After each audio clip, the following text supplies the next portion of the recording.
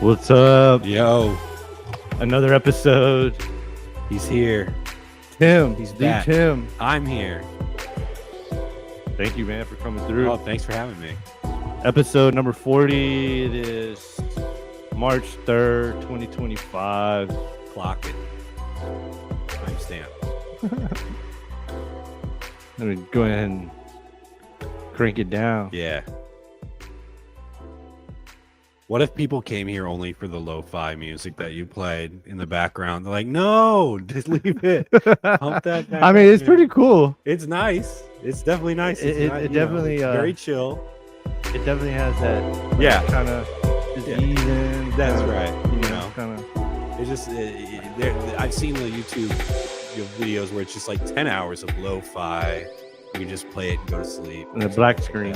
Yeah, exactly. Just I wish life was like that, just like an easily lo-fi. yeah, just that's kinda right. deal, We you need know? lo-fi life. Right now we do. I Right. think this whole country does. I think you're right. I'm 100% on that. Going hard off the bat. I love it. I love it. Going hard right off. Well, the we gate, won't out go of the gate. too much into politics. No, 'cause we'll then try not that to. conversation would just probably go to Devolve into right. shit. So Something. that being said, so 2 minutes 9 going. I for some reason wanted to go Tim Schwaegler, Schwaegler is close. Yeah, you're close. but I mean when I saw it, I just wanted to go Tim Schwaegler. Schwaegler. But that I know it wasn't right. Dude, everyone messes up my last name. Going to Mike's, it's so frustrating, especially when it's the first time there. Dude once brought me up with it's Tim Schlongdong. I was like, what? Where did you get those letters? You could kind of go kind of which way, you know, right? It has that. I mean, I was okay with it. So because arguably that's even objectively that's a much better name, Schlongdong. I would much rather be Tim Schlongdong. I think it's Tim Schwaegler. Maybe you should just go ahead and just change it to just a stage change it. name. Yeah, that would Tim be your stage. Schlongdong. I think it would people work. They would totally think it was a joke. And it is. Well, it would be, I guess, at that point. But I don't know if I would get taken as seriously as even as Tim Schwaegler sounds ridiculous, like a made-up name. But I mean, I think maybe that's like Pee Wee Herman got famous that way. That's true. Because he did have his. I mean, I always felt even, I mean, all at once right now, it's just like all these things from when I was growing up to now were all lies in a way. But that was one lie too, because I literally thought that he was a real person. Well, I thought he was just Pee Wee Herman. I thought, I mean, I never knew. I didn't find out till like later on when I got older, and then I was like, character. Oh, that was his character. I go, that's so funny. That was like he did. Oh, okay. So he went on stage, and then just to make fuckers laugh, he was just like, let me go ahead and do this. Make this guy up named Pee Wee. That's Herman. That's like thinking that now you're gonna tell me like all that you thought all those Ernest Goes movies were like that was really him. No, I would not. I would say that's one thing. Yeah, Hulk Hogan. I thought for sure he was a true American that loved everybody. Obviously not. Obviously not. 100% not. So that's the what heel I'm saying. turn of the century is Hulk Sylvester Hogan. Stallone was doing steroids through Rambo Yep. all the way through to thick and thin. I mean, for a minute there, I was like, well, maybe if I eat my whatever, eat good, listen to my mom and dad, maybe I can look just like Rambo. That's right. No, he was doing steroids. He was not to go too hard on. Did you ever have those guys? We had these guys. So I went to a Catholic school, through middle school. Mm-hmm. And so one time they brought in these guys, these jacked bodybuilder guys, and they said that they got all their muscles through the power of Christ. Yeah, that was my reaction. Was like, what is happening here? And they're doing these things. They're like bending metal bars, like, and they're like pressing up against, like pressing the metal between their chests and bending it and stuff. And I was just like, this is not. I don't think Jesus has anything to do with this. This is very steroid heavy. I think is what's happening here. I don't think there's any translation in the Bible to any. Yes, I mean, right. form of any external or Jacked City. Yeah, I mean, even when I think about what I mean, I don't know how would that even be explained, even in those terms. I don't know. I mean, something about maybe like David and Goliath. I don't know. What's his name with the long hair that they cut it and then his strength when he's Samson. Oh yeah. He was very strong until he cut his hair. Yeah. Or his lady cut his hair. I don't know. I just thought that was ridiculous. I'm just like, and that was my turning point where I'm like, I don't know if I'm so into this anymore. It's not for me. Well, I mean, because you just start questioning. You're like, wait, yeah, that just like, huh? Like, yeah, right, I don't know like, why. right. And they're like, we got to leave. And it was also like partially a drug, like and you got to live a clean life, and then you can be just like us. I was just like, I don't. That's not what I'm going for. So yeah, I pass on that. Thank you. It's kind of where I went. But the name should be considered Tim Schlongdong. Yeah, Tim Schlongdong. I think that would be more catchy, even like guess Tim Schlongdong. Yeah, sure. It certainly would have some questions. I mean, they could be like, is this dude like a porn star? Is he a porn star? Yeah. It's like, no, he's a comedian. Yeah, like, oh, okay. Is he an actor? Is he like, I don't know. Like what is he like? Huh? I mean, it can go all types of ways. Yeah, it's an endless stream of possibilities for sure. 100%. But I was really I got most of my young comedy and talking mess was Pee-wee Herman too, because he had the little quick comeback, in the movie. Mm-hmm. I know you are, but what am I? Yeah, I know you are, but what am I? You're a loser. Like, yeah. Yes. And then takes one to know one. Or you love it so much, why don't you marry it? Classic. But that movie was written. No, I'm sorry. I don't know. I think it was written by Pee-wee Herman and also Phil Hartman, I believe. Really? Yeah, because I think Phil Hartman, he doesn't come out in it until the very end. Mm-hmm. But then even before that, I guess the beginning of the movie, Tim Burton, of course, came up with the score, and that was another thing. Like, I mean, later on, Beetlejuice came out, right? And then, of course, Batman, and those were like all my most favorite movies.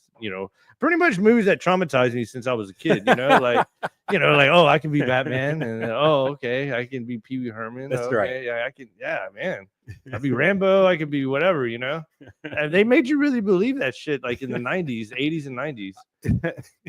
I'm trying to think of like, did they make you believe that, or did you just have kind of like, I don't know, you were locked in, you needed something extra? I think I needed probably something extra. Yeah, it gave me like a little like an escape. Yeah, like kind of like I don't know. I mean, I really didn't even understand what Rambo was really fighting for until like I got older. I'm like, oh, he's a Vietnam veteran. Yeah, oh, okay, right.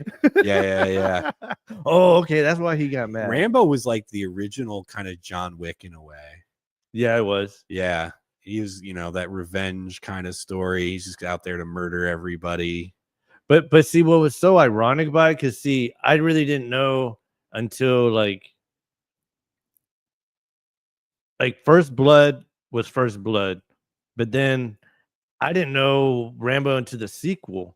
You know what I'm saying? Like right. I discovered Rambo with a sequel where, of course, like I said, and then I'm referring actually like back to my head of black. For some reason, I'm remembering like a black tank top. And then all of a sudden, I'm referencing now like to like him talking about his knife.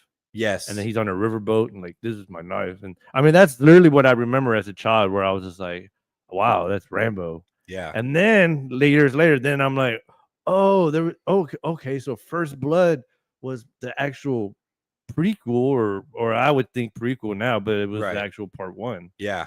And then he just got, I guess, worked out more. And then they asked him to go to Afghanistan, I think, and then that's when they were still doing that whole Russia and Afghanistan thing. Yeah. The Soviets.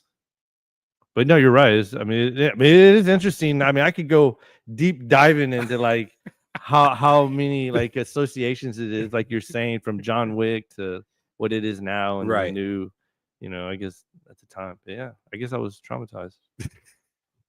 I think and that's a healthy amount of trauma is good. I think these days we're losing that a little bit. This is kind of what I was thinking about this on the ride over. I'm just like, kids these days, just in the last couple weeks, not to bring it to a dark spot, but there's been so much teen violence and stuff lately around the Houston area.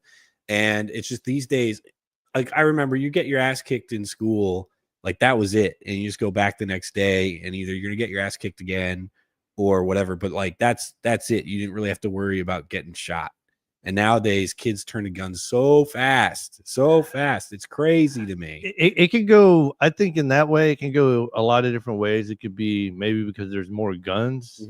It could go another way where it could be there's too much time on their hands to be thinking to themselves. Sure.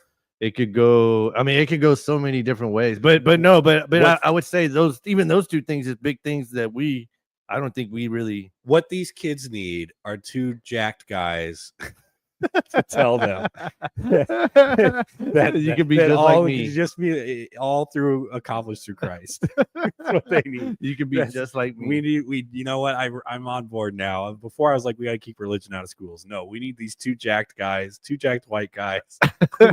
So was it Mormon? Rebar. Were they Mormon? No, dude. They were.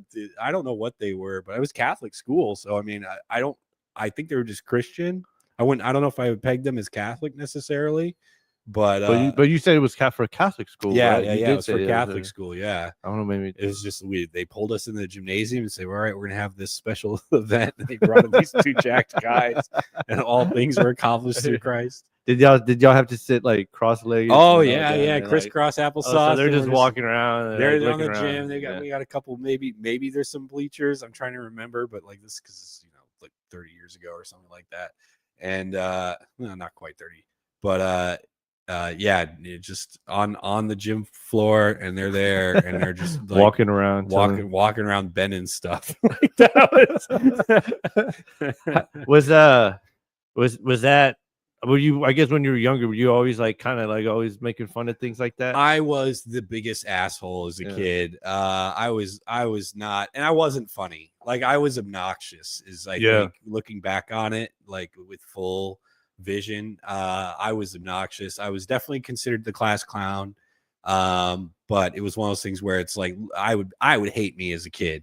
I would absolutely hate me as a kid. Oh, you were like a little shit. I was an absolute little shit. No, I was not. I was just really obnoxious. So I think I really didn't. I didn't really have a filter in my brain. I think until I was at least 20, like 20 years old, in my 20s.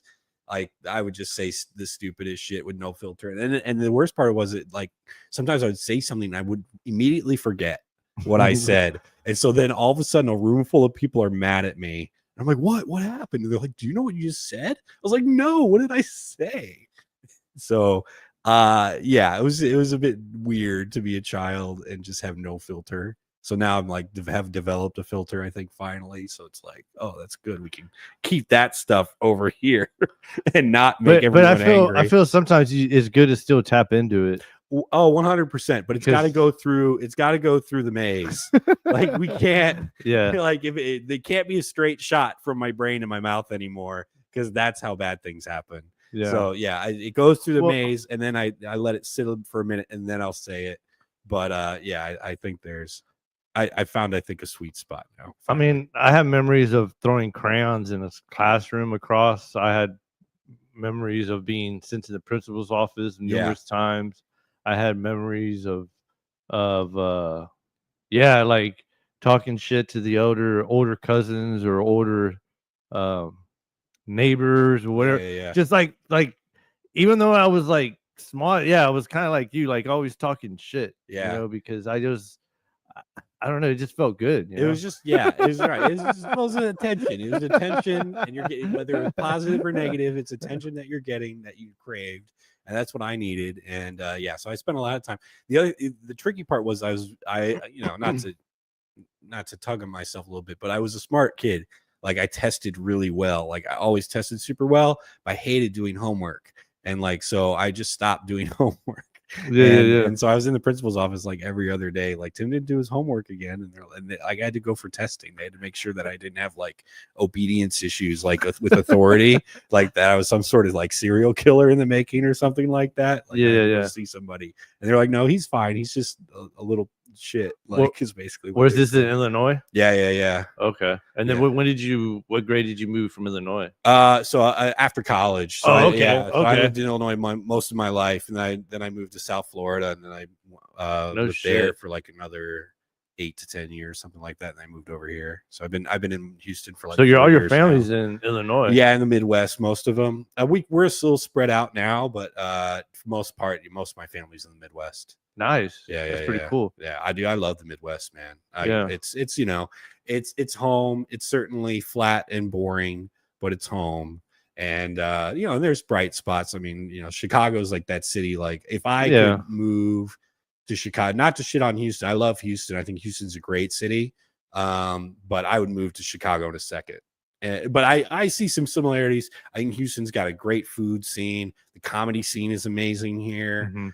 Good music. I think the people are really nice. So I really do like Houston a lot, but I would move to Chicago tomorrow if I had everything lined up and able to do it. Just because I think I love deep dish pizza that much. I see. I only got to spend a little time in Chicago and in Illinois when I went to the Navy, but then after that, I never went back. Navy Pier. Yeah. Well, I mean, I went. I didn't even make it to Navy Pier. I made it to the Chrome Bean. Oh, okay. That like Navy I made it Pier, there. Like that's I had to be back. I had to be back by like midnight. Like that's your spot. Isn't that where you should be? Is Navy Pier? I'm sorry, that's cheesy and bad. That's okay. Sorry, everybody. Well, I mean, I was in the Navy, and then everybody did go to the Navy Pier. My parents went. They went without me because I couldn't be out all night. So then I had to get sent back like by like 10 or 11.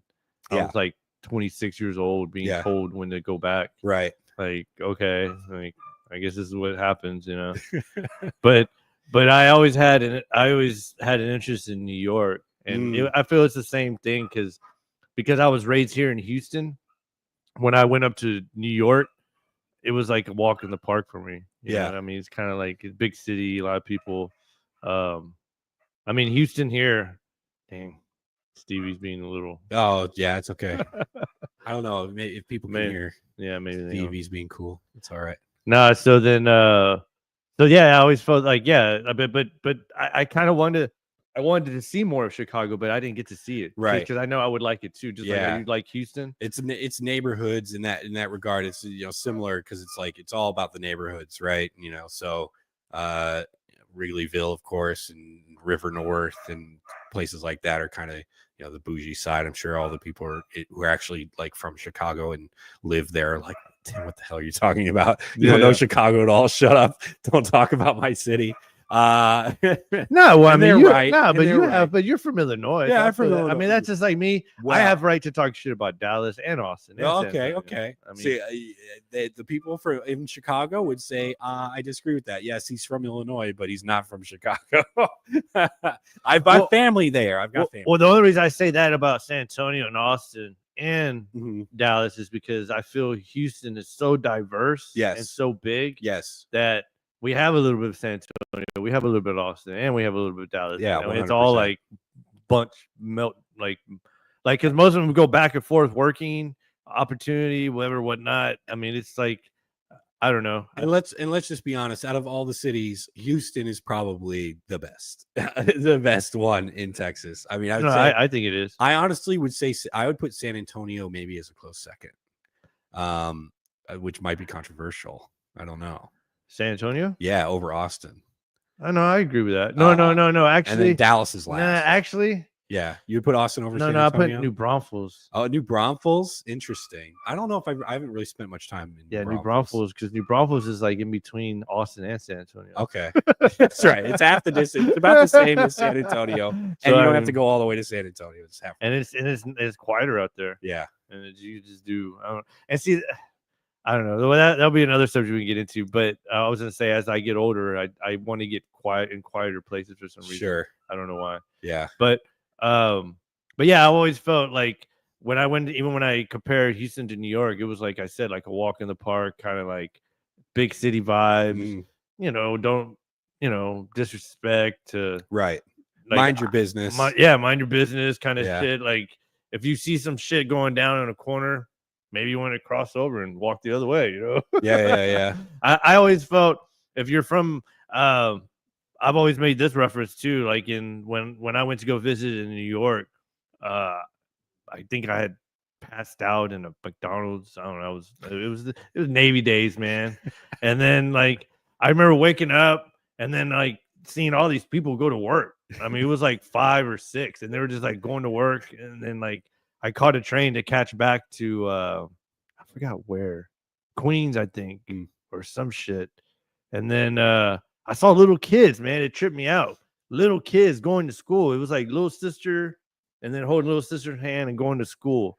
And then all these other kids just going to school, riding the subway, going the same way with all the workers, just going to school, everybody doing their shit. Yeah. And then I'm just like hung over, like, God damn, man, like this city's like pretty interesting, even in the morning, Yeah, right. Well, that's probably where they're like, yeah, New York it never stops, man. That's never stopped. I've actually never been to New York. That's on my list of really. I gotta go. Nah, but like I said, you would fit right in too, because like I said, the. I feel if you go on those vibes everywhere, you can go quite a bit of places. So I want a trip to it's like my one time overseas, because I'm from the Midwest. We're not most of us aren't very well worldly traveled. I think, at least in my experience, I've only been out of the country like once. But we did a big trip in Europe, and so we went to Berlin as one of the cities, and I love Berlin, man. Like it's just like that's one of the bigger cities in the world too. Right. So both that is exactly the thing. You just, as long as you're just confident and not being obnoxious, people will treat you well, and and everything like that. So that's kind of what you're saying. I think is just be confident, and not an asshole, and you're gonna fit right in anywhere. So Illinois, and then boom, Miami. That's a fucking complete opposite on that one. Right. So I met my wife in college. My wife and I met in college, and she's from Miami, so we moved down there out of college. So where did you go to college? University of Illinois, Champaign-Urbana. Yeah. Okay, nice. So pretty decent state. What major school. did you get? Journalism, actually. No shit. Yeah. Okay, so I can throw you a paper to proofread. 100%. Yeah, no shit. Yeah, and I'm a bit into, I guess, some of the stuff I'm trying to bring in is more, what's the word I'm looking for? Just like kind of everyday sort of topical stuff. Yeah.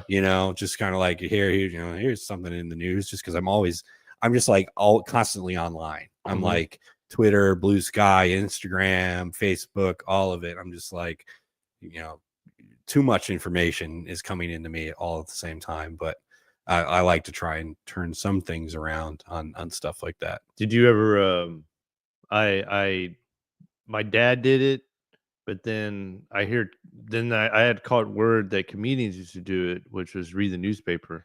Yeah. And then but then I referenced to my dad, and my dad always had some jokes or some shit that he would just come up and kick a conversation and or make fun of, whatever. Right. And then later I heard Chris Rock was like, I think he would talk about it. Several comedians would talk about it. They'd be like, yo, you got to know current events. Right. Yeah. You got to know what the fuck's going on. I would say that's it should be some of the job. I mean, right. It is like, it's not to get so pretentious about it, but it's like you're supposed to turn that sort of, be a reflection of society in a way, right? And kind of turn things maybe on their head a little bit, or at least show people something that might be, that nobody's really thought of, but it's really just ridiculous when you look at it from, when you actually analyze it, right? So I think you do need to kind of know what's going on generally in the world, so that way you can kind of be that sort of, I guess, perform that job. But bro, you're like yeah, I mean you're right. No, but I mean but like that night we had met, like we had talked about Kill Tony, and it's just like I had made another reference off of some other comedian where he said you just got to come in with like pretty much your gun loaded, and be Right. ready to throw shots at the crowd, and not don't take that literally. Yeah, no, we're not good. No, not me. no, but I meant like as in just having enough material Mhm. just to go ahead and oh, that might be a mod. Hold on, let me see if he might be Take a out there. time out. Yeah, it I'll might talk be a to little chat. I don't know who this Stay Cool Foo is. Ayo. Huh?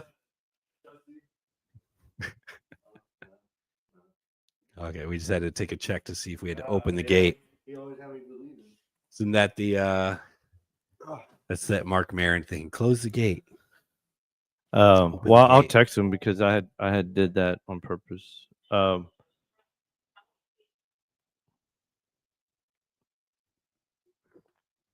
Okay, cool.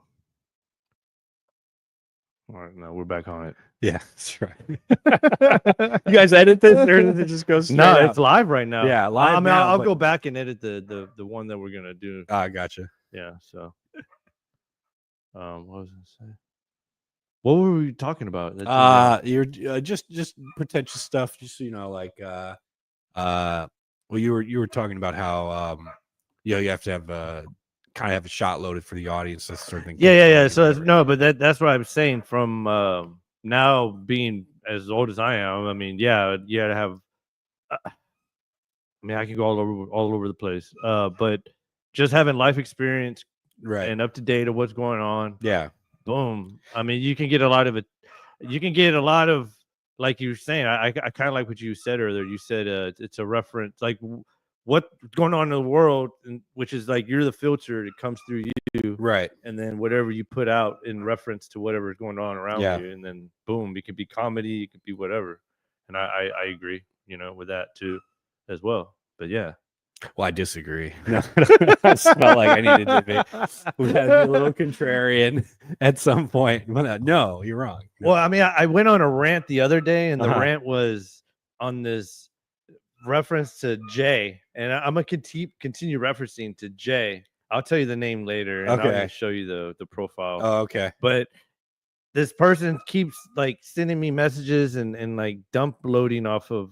Well, no, I started it. It was during the whole campaign, whatever. Oh, okay. And what I'm getting at, the whole rant went on where it ended up being a big debate between me and Jay. Right. It's a female, and we kept on going back and forth. Yeah. But then I learned I like to debate. Right. So I do like to argue. It could be fun to stir shit up sometimes. That's what I like doing, man. Sometimes. Yeah. I mean, it could be fun to stir shit up. Yeah, I definitely was when I was younger, I would stir shit up a little bit more too, especially online. And that's the other thing. I just like we need some more guardrails on the internet, man.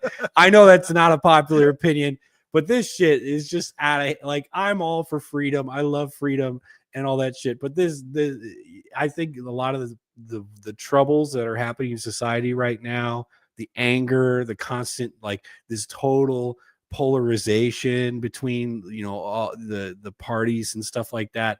It's just like I feel like if we just put some guardrails online and just maybe you've got to be who you say you are. None of these anonymous accounts anymore, right? Just like people just say whatever they want, and it's like, and I get it. Like again, I'm sometimes you got to say hard truths and things like that, but just like some of this stuff is just getting out of hand. It's just crazy, and so I just think like back in the 90s. So I grew up in the 90s, and my parents, they were both educators, right? So we didn't have like a ton of money when I was growing up.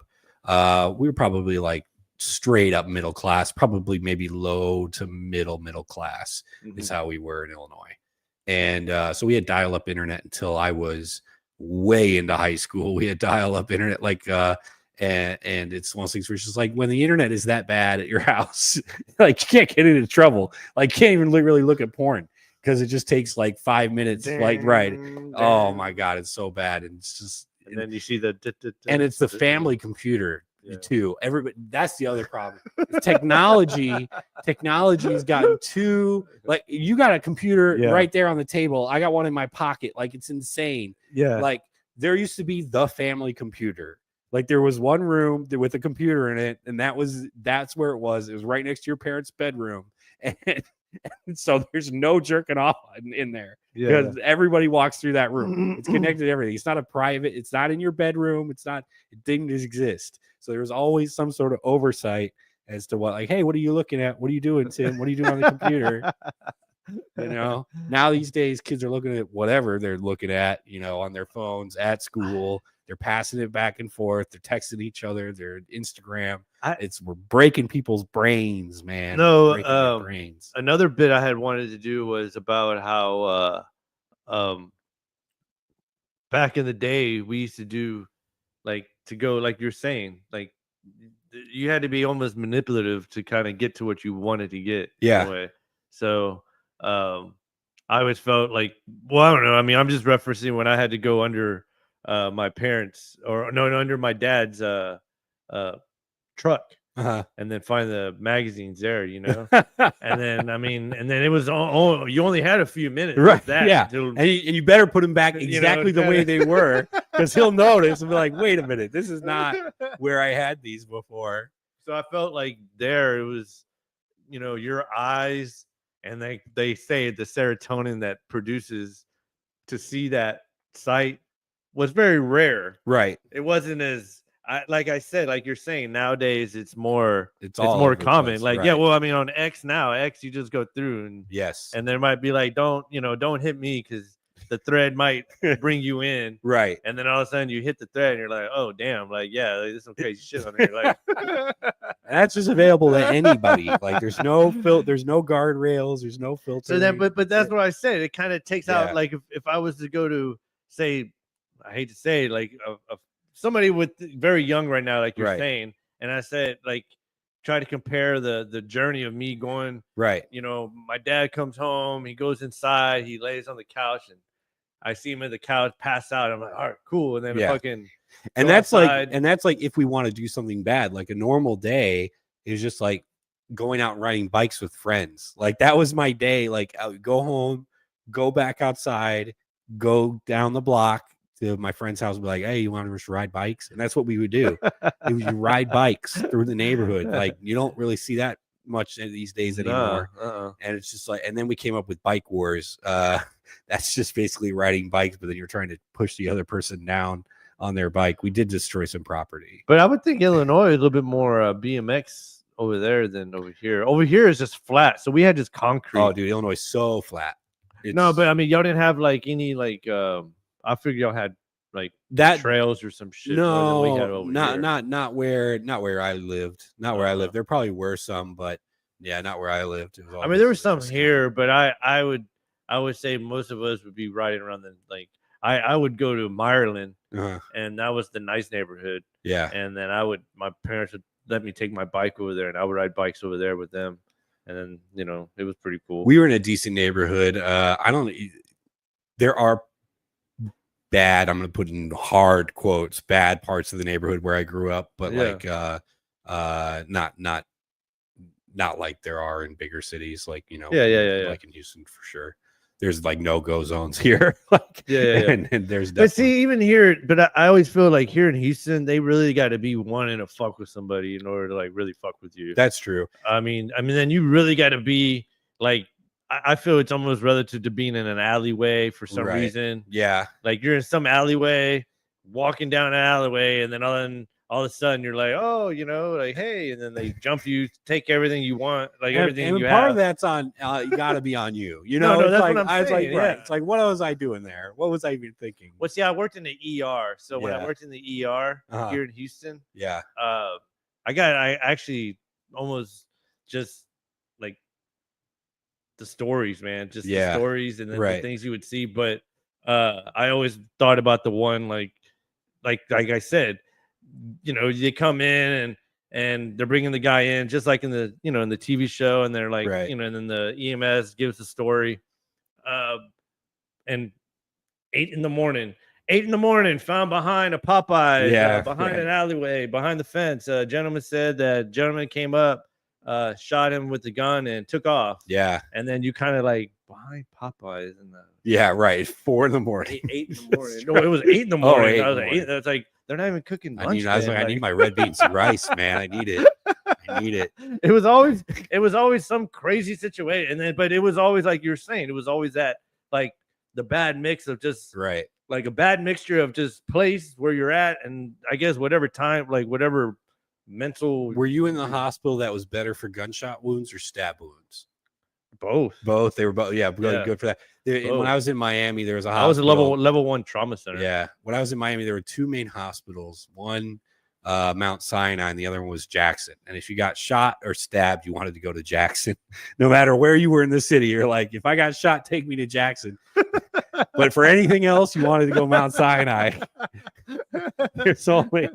So was either one county or neither one was county? No, I that's a good question. I'm not sure how it worked. I just knew that like when it came to getting shot, if you get shot, go to Jackson Hospital because they're gonna be the ones that save your life. Where if you go to Mount Sinai, you want to be there for like that's your white collar kind of diseases. Your white collar diseases like cancer and stuff like that. Oh, I witnessed somebody being shot and pushed out of the car. Jesus Christ. Yeah, dude. Like, and then it was like, and I hate to say it was your typical car. The car was like dark tint, and then like all of a sudden we literally just see the door pop open. Yeah, and the dude rolls out. And then the door's still open. So the guy, I wish I could show you on here, but like the guy falls on the ground. Yeah. And then you see his leg kick up to like kick the door closed. He's so polite. Yeah. So he was like, I got you, you know, like, so like he gets like, he rolls out and then he just like, you see in the video and they were like, and then we were like, yo, he didn't forget to fucking close the door. He like, polite. He got shot. Cause then after that, not making fun of the situation. No, of course just not. making fun of the scenario. So then like all of a sudden he's just there, and all of a sudden, you see the like pool blood kind of like getting bigger, and you're like, oh shit. And by that time, nurses, everybody went out there and brought him in. But I mean, it was like, what? Like, I guess he was shot, but decided to remember to throw his leg up just to make sure the door closes so the guy can drive off. Yeah, right. After he got him dropped off. There. Right. But then he also knew that Memorial Hermann that we were level 1 trauma. Right. And then also, I mean, it's called EMTALA. So like EMTALA, obviously you fall, you pretty much fall in their care. You're in their care now. Right. And especially if you were shot. Right. I think the triage is pretty quick on that one. Well, no, because even another situation where somebody walked in and he was bleeding profusely. Yeah. And then all I said was, yo, man, were you shot? So anyway, I'm not even going to say what he told me in a sense, but he pretty much took it the wrong way because I was asking him that.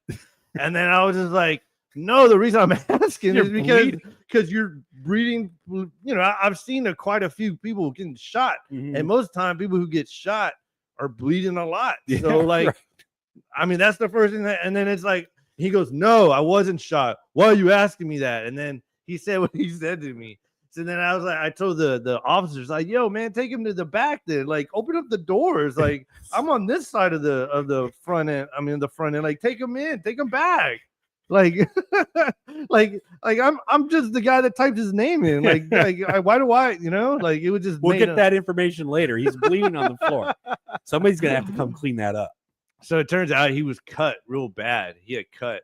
And then I went back there and I talked to him afterwards. I was like, yo, bro, don't take it the wrong way, man. He goes, nah, man, my bad. Yeah. And I was like, yo, yeah, it's all good, bro. Like, you don't have to apologize. I'm just letting you know, don't take it the wrong way because you're bleeding really bad. Right. So I just thought you were shot. So if you were shot, I'm going to get you back as quick as possible. I'm going to call and tell them, hey, because it can go to the high priority. Right. Well, obviously, like, right. Like, and he could be something, right. Really messed up. Yeah. So, I mean, I get it, man. When it comes to the cities, I feel you just got to have that sense of where to go. Yeah. And like you said, most people do know where the hell to go. Right. For the most part. Yeah. Though doing comedy I've probably been getting out of the house more often now than I ever have before, just going to different mics and clubs or whatever. So it's definitely let me see more of the city than I think I ever have before, which is yeah, really nice. just but like I said, still be careful because Right. like I said, like on my end, I mean that's another reason why, man, I haven't really been doing a lot of open mics too, because man, it's just like I already have a DWI, so then like I don't need anything else. And that's I just don't the need any personal trouble. responsibility aspect of it. Like there was a guy, he just had his car broken into a couple weeks ago at near one of the clubs. He went out there and did a mic and found out, and they took his whole like dashboard. Like they took his speedometer and all that shit, and that's like $1,000. They had enough time for all that shit. I guess. I don't know how long it takes to do that. It's a band of super Mexicans or something like that. Yeah, just incredible. Yeah, just nuts. So I'm just like, now I'm just like, all right, can I park here even? Like, is this good? Is this fine? But yeah, so love it though. No, man, Houston has been kind of the how can I say? It's not Austin. Right. Austin's always been liberal, and then San Antonio has been San Antonio. Fiesta. I mean, most cities skew to the left, but Houston's just a mix of everybody. I mean, you got all Hispanics, you got very diverse people. You think, I mean, people don't even sometimes know what I am because they're like, because it's just a big melting pot. Right. Yeah. Trust me. I'm thrown for a loop. I have no idea. I'm not, but I don't, but I'm so scared to ever make any sort of judgment on that. Yeah. I'm just going to let it ride it out, man. I don't know. But if all of a sudden like a bell rings and you have to get on like to a mat and look towards Mecca, it's all cool, bro. I'm just saying. It's good. So I don't care. It's all good with that too. And then so then Miami, did you never did any open mics in Miami? Did not. I tried to once, like the first time I was ever going to go do. So that was the first time you did open mic? No, first time I did open mic was here in Houston. Okay. I tried to go do a mic in Miami. I just showed up at there was one I just found online. I don't even remember how, like on Facebook or something. And I showed up and it was like 1 a.m. in the middle of like a warehouse. What's up? What's up, man? No. He said you gone. Hey. Nice I can set it up right now. You want to? No, all you would have to do is come sit right here and fill in. Yeah. He's got to connect some wires and stuff. That's right. Guest host while we connect wires. Emergency rooms and murder. Oh yeah, all that stuff happened. Yeah. That happened. Wait. Oh, what? Was he black, right? Yeah. Yeah, that's what he said. Yeah, that's what he said. Yeah. That's what he said. So the episode just got better. That's right. So got up close and personal. Yeah, so, that's right. Well, no, because that was the first thing. Like, I mean, he was bleeding really bad. And then like he was like, there was like 3 or 4 people in line. Yeah. So then it was just like, like, come on, hurry it up. It's so crazy because I had the black guy just pop out and say, "Hey, so what else did he say?" I've been here. No, I know. But I felt like I couldn't really say what was really going on, You got stabbed. Yeah. Yeah. But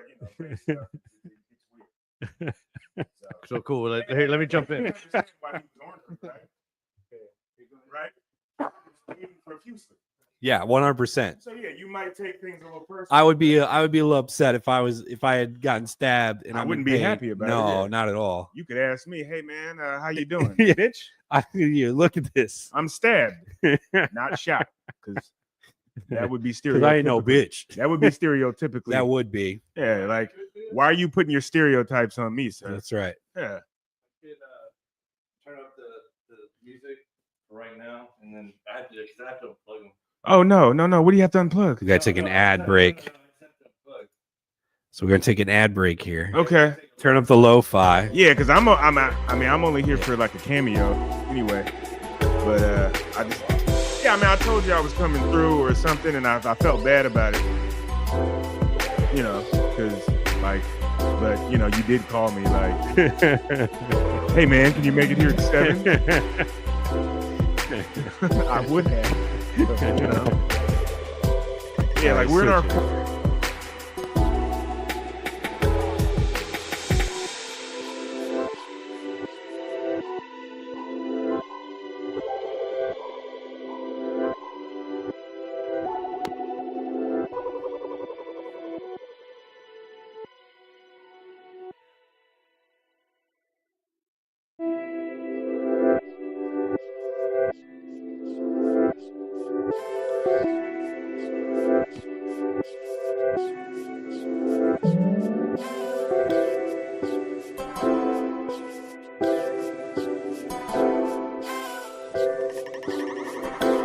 Gotta be rhythm.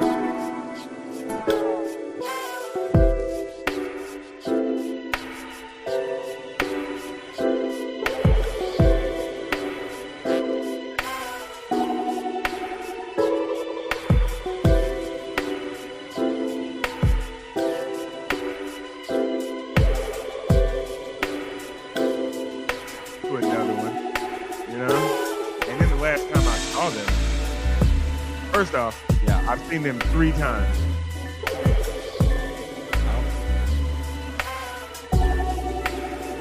Okay, we'll talk about it. I've seen them 3 times. Yeah. Neither time was Method Man there. Neither time. I don't think it's coming. I don't. Yeah, hold on. I don't think there's this. He's I got fucked everything up. stuff. Oh, it's okay. They might be going through right now. Okay. I don't know. I don't hear anything in my ears. That's the only thing. But hard to say. Well, I'm gonna have to.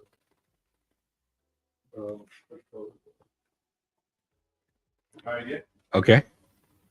Oh no, that's coming through the stream. That's coming through the stream then. Most definitely it is. But then This mic isn't? I don't think it's coming through my ears. You sound great. Oh no, you sound great. I do. You sound good. Pick up the other mic. Pick this up. Move away the other one. Try this one. Does this one sound good?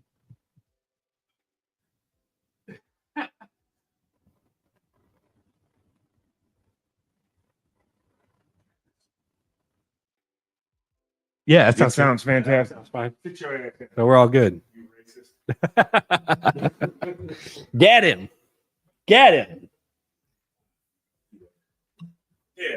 Get him. Yeah. So we haven't been formally Oh, I'm introduced. Tim. Tim. Ahmad, nice to meet you. Yes, sir. And Tim, you're a comedian. I try to be. I know, right? That's what We try to be. we all try to be somewhere. That's right. At It's, work, it's one of those things where it's like where- I always feel awkward being like, yeah, I'm a comedian, man. I right? make jokes for a living. What are you gonna do about it? Like, Yeah. I don't know.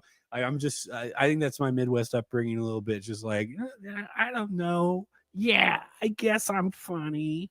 Yeah, I know, I but don't it know. is a thing because most guys strive to be funny, Right. right? Yeah. So you got the funny guy at work, you got the funny guy at school. Right. Do people come up to you and try to be funny? That's a good question. I think when I'm out at doing like open mics and stuff, yes. Right. I think at work, I don't know. Yeah, I guess you're right. Yeah, I think people we're all just we crack a lot of jokes at work. Everybody. Right, of course. So but yeah, I think they come up to me being comfortable, Right. knowing that they can joke around. Exactly. Right. Yeah, I think that's kind of Because they get weird too because they think they can joke around all the time. Yes, And then they think you're supposed to 100%. always be on fire. right? 100%. And like there's this one girl who likes to make jokes and she came up with a nickname for me that I absolutely despise and hate, but I'm too polite to say anything about it. Okay. So it's just like, why? Like I'm just like, okay, I've never reacted positively to it. I've never been hostile about it, but I've never laughed about it. Like, Right, so she right, gives right. me this nickname. I'm just like, haha. Yeah. Okay. I'm just Yeah. like, Because it's something everybody thinks they can do. right. Right? Because Yes. they think I've made people laugh before. Yes. And frankly, out of everyone in the office, she's the least funny. Yeah. And it's not because she's a woman. There's Okay. one other woman who's very, very funny. There's another woman who's very, very funny. Right. But this particular person I'm talking about is not funny at all. Yeah, and when people try too hard, it's always, it should be an effortless thing. Yes. But like being naturally funny versus being funny on stage, right, and putting bits together and stringing things together, it's a very difficult thing. It's not the same as just making an observation at the office, right? Yes. Else, well, and 90% of observations at the office are just like a reference. Yeah, it's just a reference to a movie, so it's a reference to a joke. It's a reference to another joke that you didn't write. Right. So it's just like, okay, it's like, yeah, you're being hilarious that you remember that thing that we all saw. Right. That one Will Ferrell bit was so funny when we saw it 5 years ago. Thank you for reminding me about it. Yeah, you funniest person in the office. Right. Like, what are we doing here? Yeah. So did y'all talk about going around to the open mics? A little bit, because I'm always interested in that lifestyle. Yeah, and especially you have an actual job. Yes, on both those questions. Right. Thank you. So you have an actual job. Yes. And then open mics, like comedians keep weird hours. Yes. Right. 100%. Oh, thank you. Hours. Well, not even drug dealer hours. The drug dealers. Prostitute hours. Prostitute hours. Exactly. Streetwalker hours. Right. Yes. Just like yes. You're right. Streetwalker. Right. And what's the other word? Sex worker. Sex worker. Well, yeah. I mean, being progressive about it. Well, that's right. You got your straight up hoes, and then you got your escorts. Yeah, exactly. Yeah, I'm a hoe man myself. I'm just saying, I'm throwing it out there. Yeah, it was. It's definitely like it's more exciting, isn't it? Certainly, living dangerously. That adrenaline rush. It's not preferred. I mean, it's one of those things that's it's surprisingly race based. Yeah, quite a bit of it is. Mm-hmm. Just like everything, It's true. But streetwalking and all that. So you got to keep weird hours, right? So how do you combine that? Well, thankfully, with having an thankfully my schedule works to where I'm like 12:30 to 8:30. Oh, okay. Yeah. So like I can get off work, go jump on a mic, and then like as long as I'm home, even if I stay out till like 2 when bars close or whatever, right. Like I go home, go to bed, wake up at 11. Okay. And be at work, at 12:30 again. Okay, so that's perfect. So like it's a great schedule. Yeah. That's an awesome. ideal schedule. Yeah.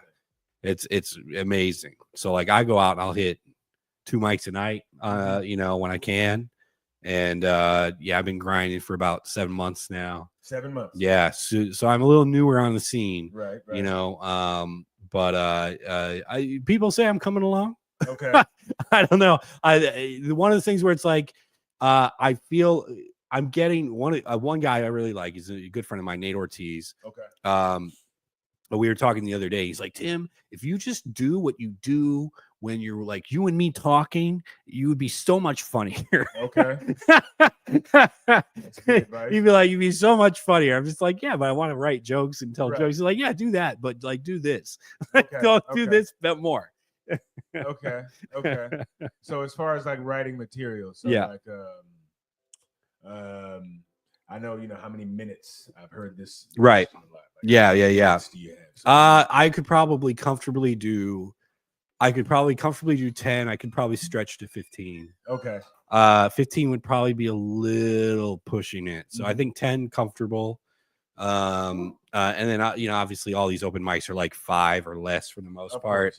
So like that's easy now. Right. Very, very easy now. All right, I'm back. Hey, we back. We're in it. Everything sounds great. Yeah. Yeah, I hear you. Everything's good. Yeah. Cool. And then you're working on the other end. I mean, because that's what I was doing. I was checking everything, making sure everything was working. Dude, right. it's very professional. It's a one man. You know what I'm saying? Yeah. It's not, People think this is easy. No, it's very. People think like, oh, you just set up 3 mics and a camera and you're good to go. Like they don't know. Well, no, my goal, I am gonna step up, but the goal is to have multiple cameras. Yeah. My goal is to have at least 2 cameras. That'd be cool. And then have 2 different angles, and then from there, producer and all that stuff. Right. Yeah.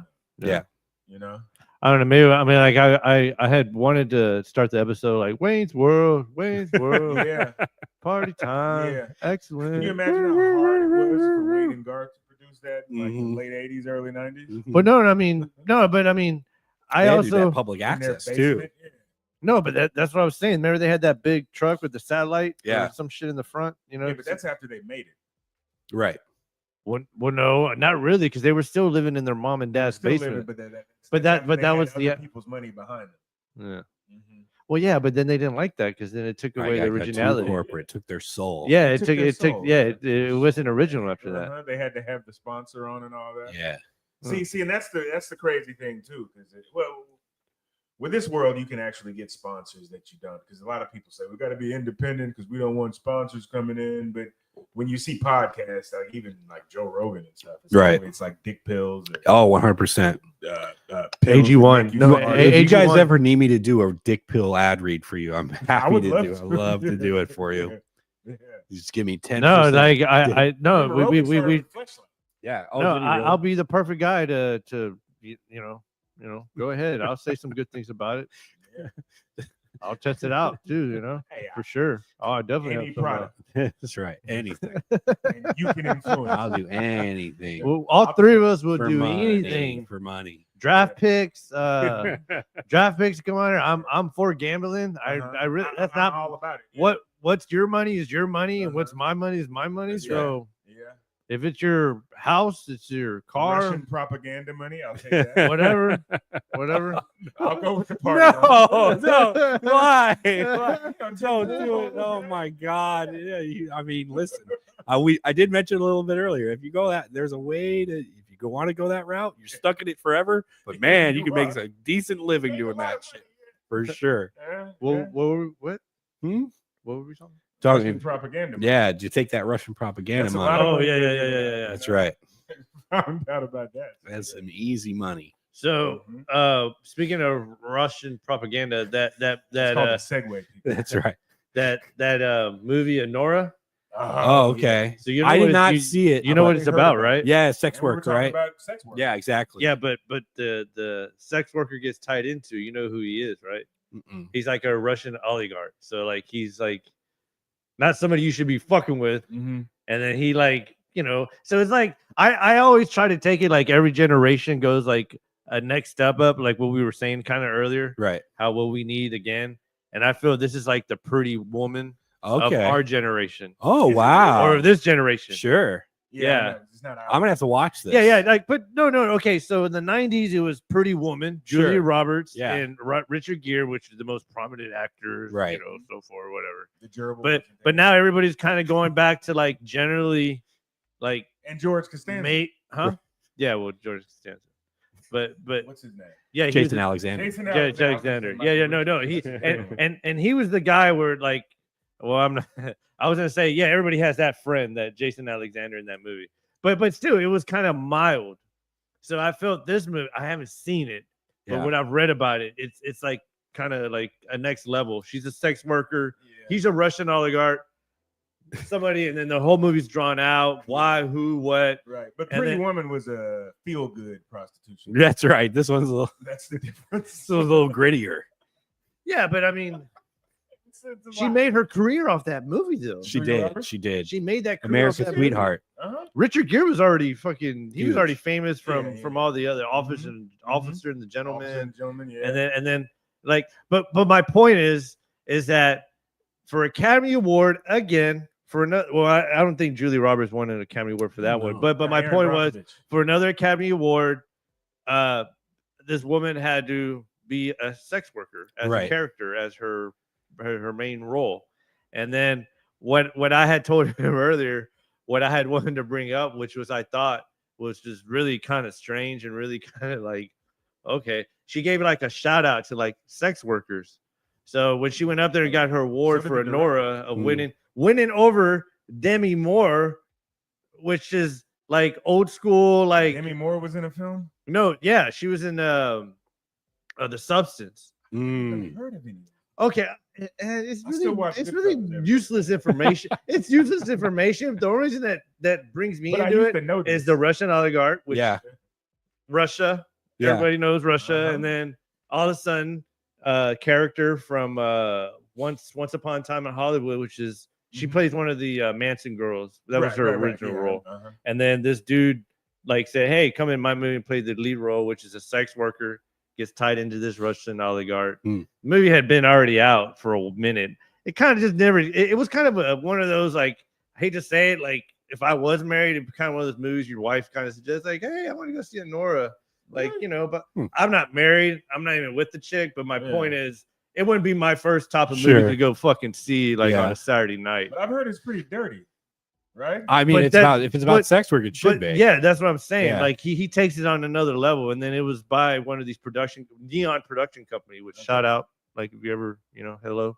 But Neon Production Company is one of the companies that produced that movie, and boom, fucking snubbed Demi Moore, snubbed fucking all these major production companies. My whole point, I think, like you're saying, I think things are kind of like going back to like originality in a way.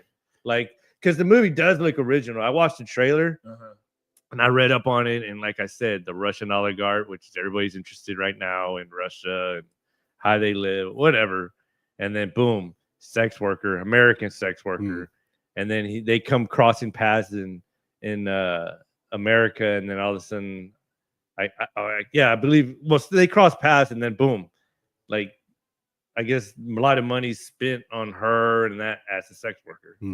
It was, but what my conclusion was, which is what I thought was funny, and I wanted to make a bit, was like, I just think it was really funny how she fucking, when she accepted the award.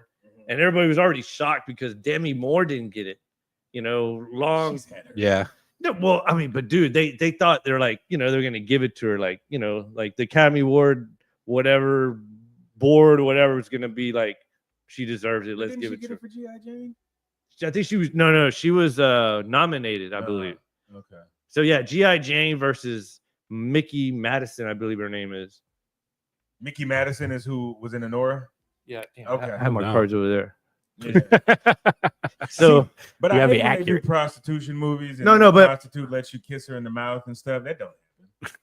Well, apparently in this movie it happened. But if you're not Russian oligarch, you can do it. I guess, yeah. But it's also kind of just like Halle Berry won for Monsters Ball, right? And there was a very intense sex scene in that movie, and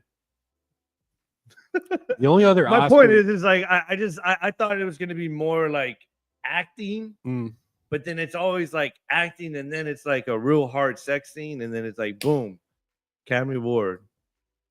Like, she went all the way. The Academy Award. She took that dick. Well, they do. Yeah.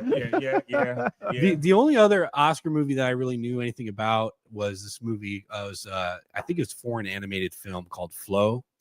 And what bugs me about it is that it stars, like, it's about a cat, and you don't see that cat's butthole one time. They don't animate that butthole a single time. Like, how is that Oscar winning movie? You can't even draw a cat butthole on the screen one time in this movie. Really? Yeah. What was the name of this movie? Flow. I think it's called Flow. FLOW. I think it's called. Okay. Not one cat butthole the entire movie. But why would they show the? Because that's real. Yeah. I don't know, man. It's just a take. It's just a hot take. I think if you're gonna have a movie starring a cat and it's gonna be an Oscar-winning animated film, you should see that cat's butthole one time.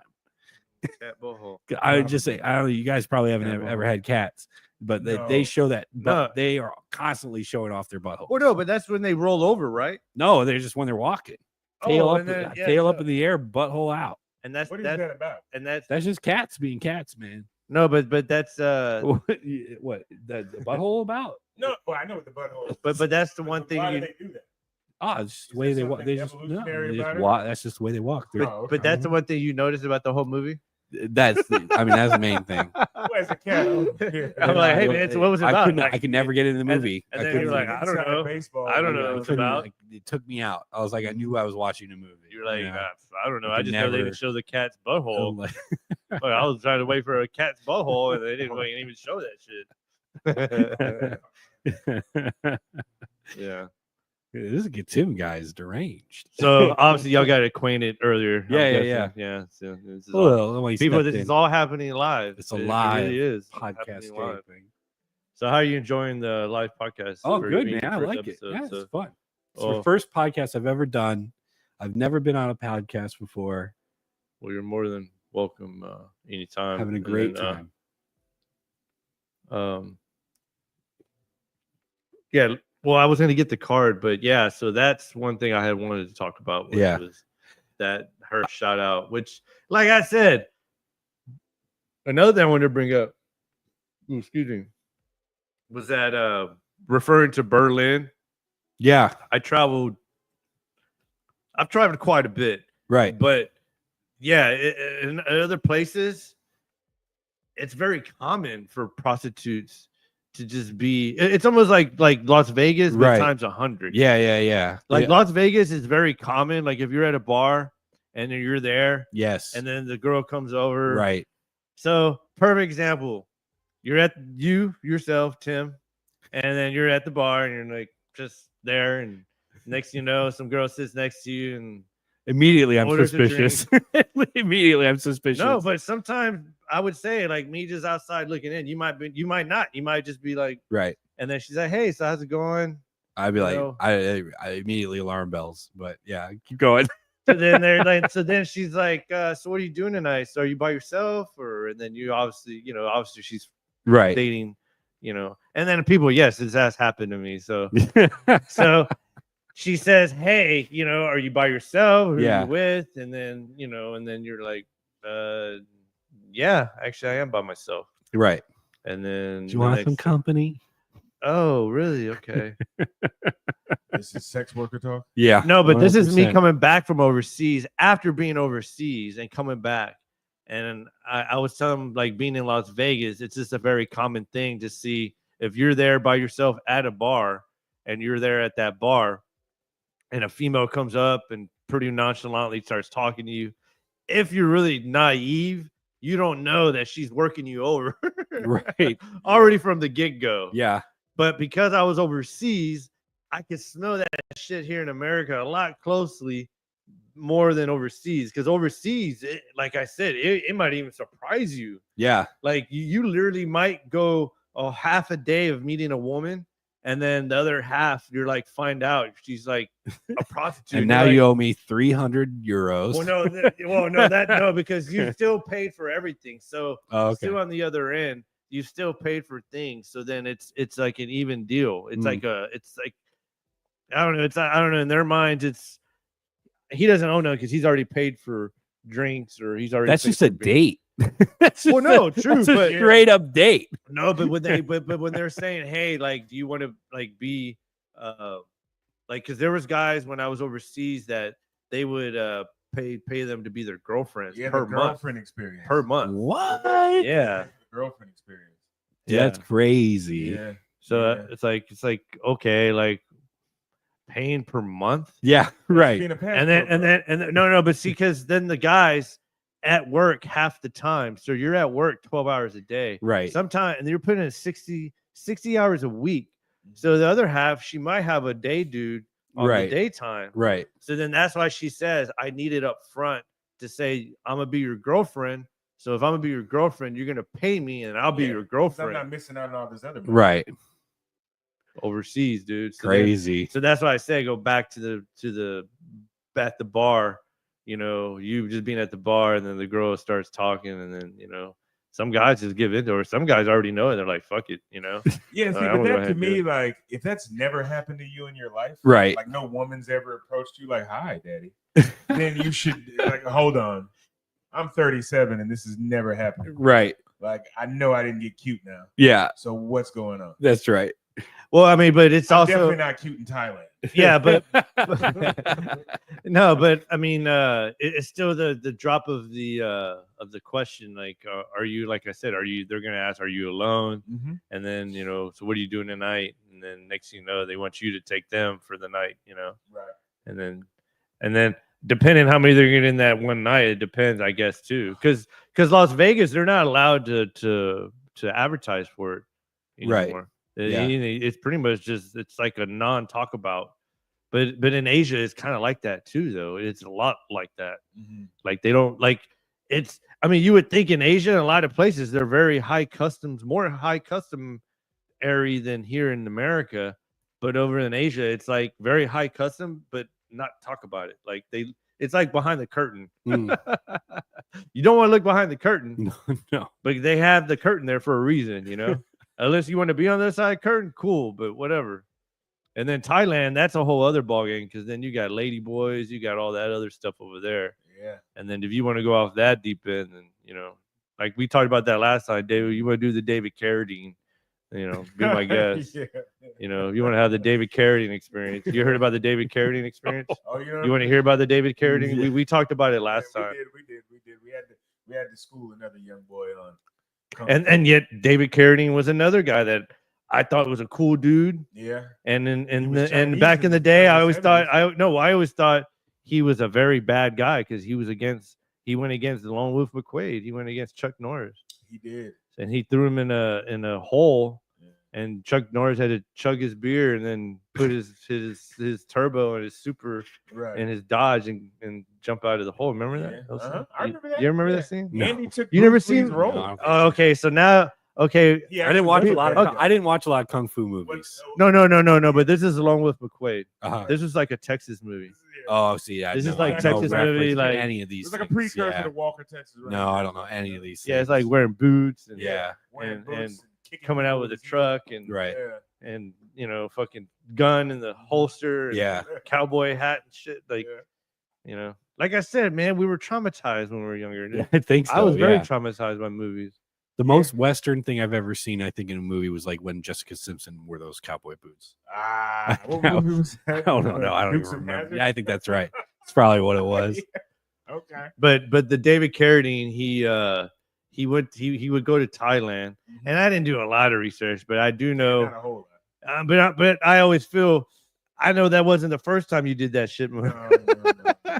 I know you just got a little close to death on that one. So what he did, it's a thing that they do where they Autoerotic asphyxia. Oh, okay. so they tie Yeah. up their neck right. and then they tie up their Oh, testicles, okay. and then it's almost like a hanging form. Right. And I don't know if they were. I mean, it's sad on one end, but on the other end, horrible it's way to go. very sad. On or like, the most exciting way to go. Yeah, well, after- but like I said, it after a wasn't. career It like wasn't. that, It wasn't the first time that Right. I'm sure put he in your did it. epitaph. Right. And yeah, they found him asphyxiated. Mhm. Yeah. Asphyxiated, and then I mean, I'm sure there was prostitutes involved, and they Maybe. just left him to hang. Yeah, But yeah, but yeah. but that's the other thing. Overseas, they don't care. You're like, Right. especially if you're American, Yeah. you are scum. I mean, you're cool when you're alive and all that, paying them money. But once you're like, they find out, oh damn, like he's dead. They're like, check his wallet, check this, that, see what, oh, boop, they're gone. They're out of there. They're gone, and they moved out. all So the way out of there. that happens a lot in Thailand.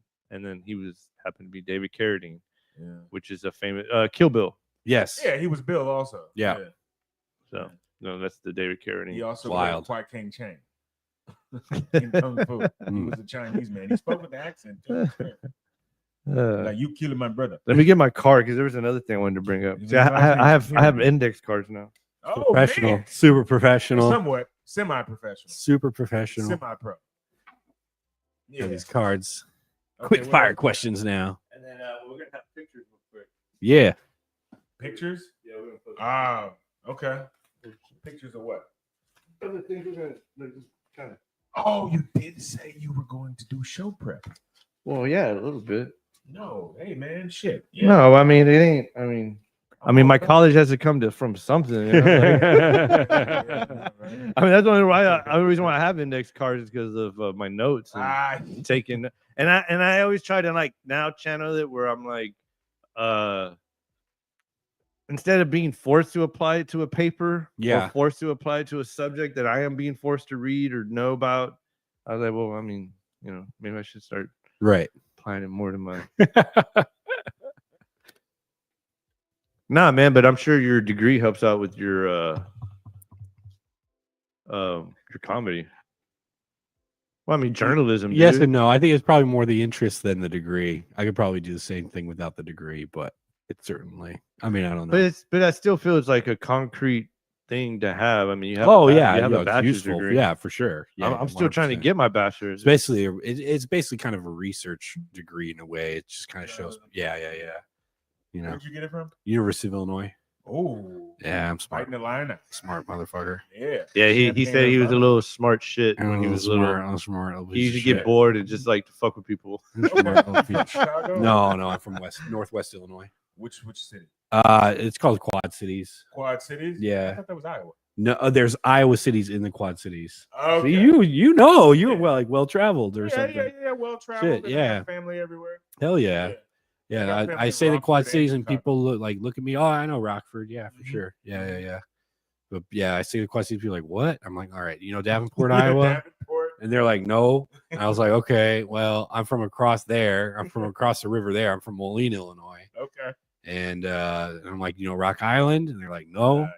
I was like, all right, well, that's right next to Moline, Illinois, where I'm Right. from, which is the corporate headquarters of John Deere Tractor Company. Yep. So there you go. They haven't moved to Mexico yet, have they? They have not.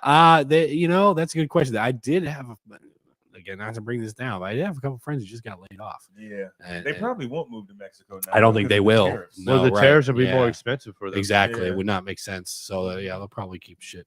What do you think little of the tariffs? I don't think it's good economic policy. Oh, Ma, you're going political now? He's going political. He's going to bring I you just- down. I just He's gonna asked, drag you this. man. I don't think it's good political. I biggest actually thing have going a on. all right. Yeah.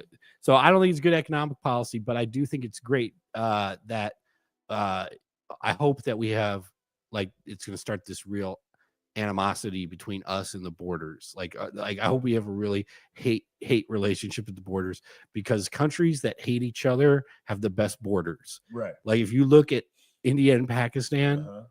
every night they do this border closing ceremony. Yeah, I It's know. the best I've thing seen I've that. ever seen. Yeah, we have It's nothing just- like that here. It's just Indians and Pakistani Uh-huh. people marching at each other in the most fanciest costumes Yeah. with these crazy military helmets and these feathers Yeah. on their hats, and they do these high kicks.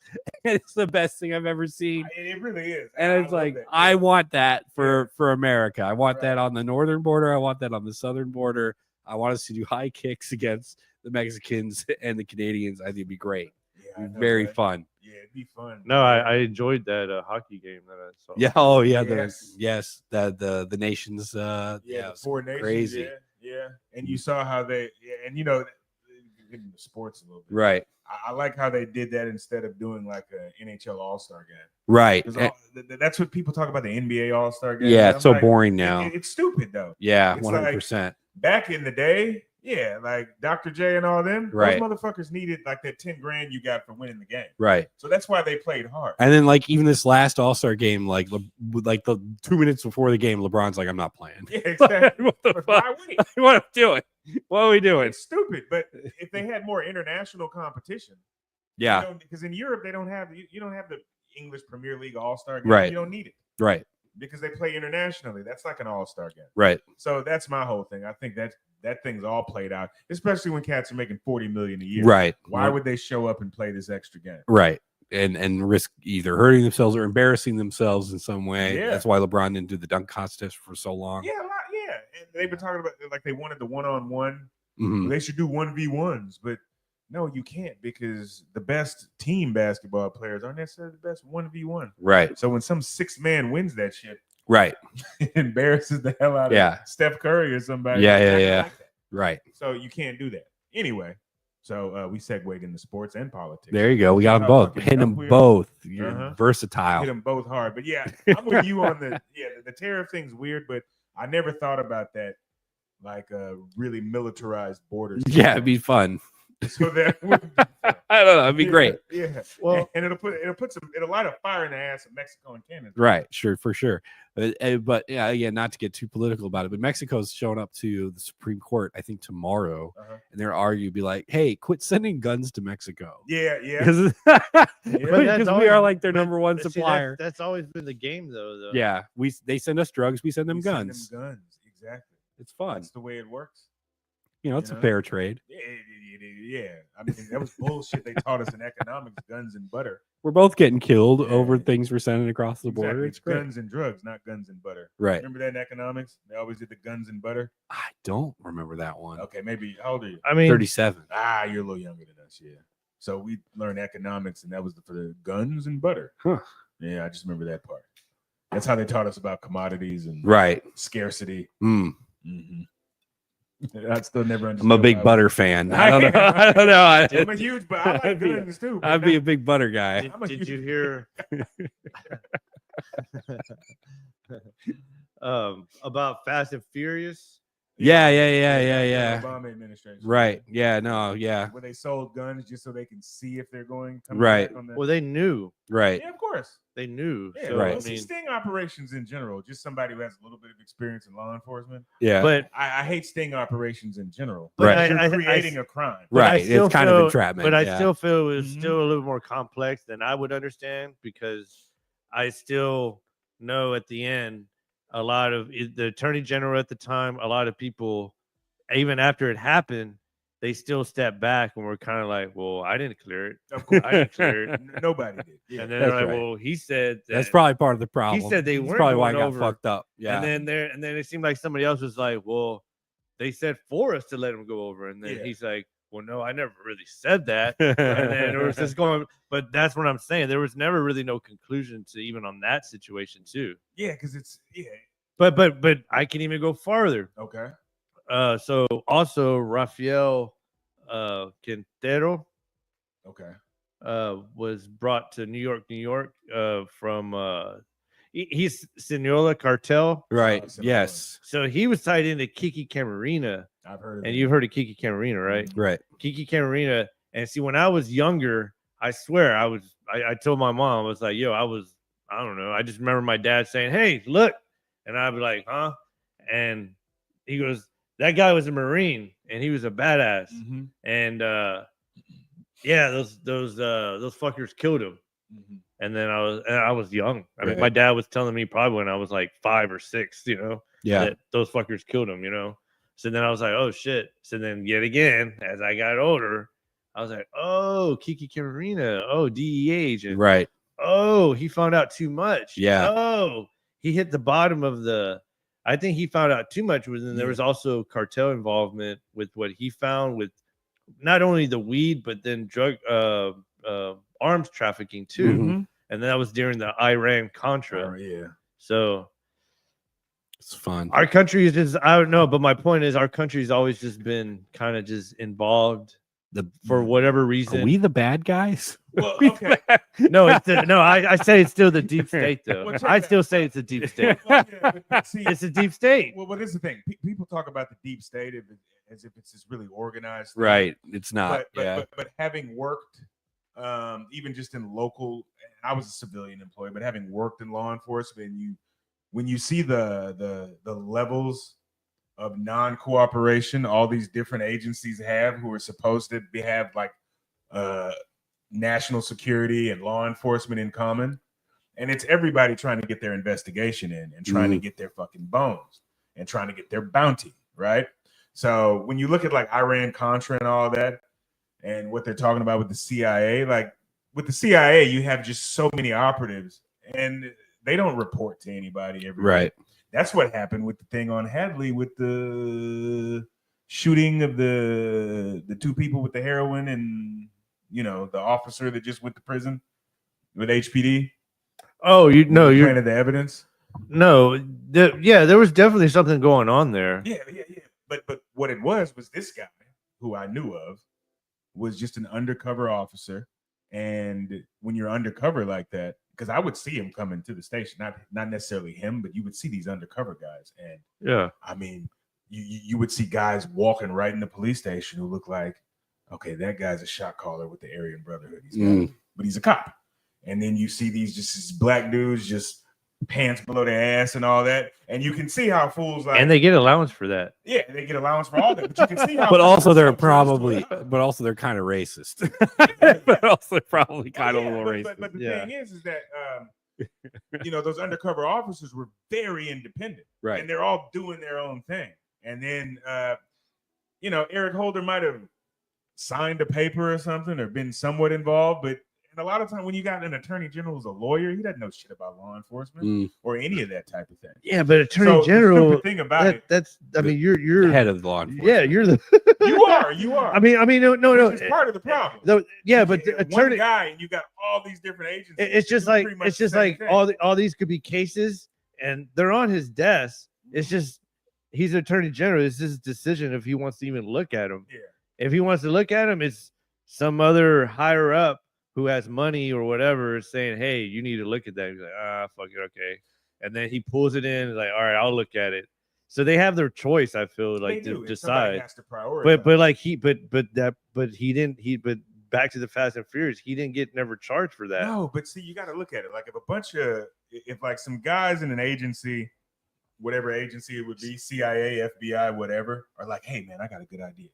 We trying to figure out who's the mole. How are these guns getting into Mexico? Because we keep getting shot by American guns. Right. So this is what we're gonna do. We're gonna get all these guns. Yep. We're gonna write the serial numbers down, and we're gonna, just put them out there. Right. And see which ones we find on the cartel. Right.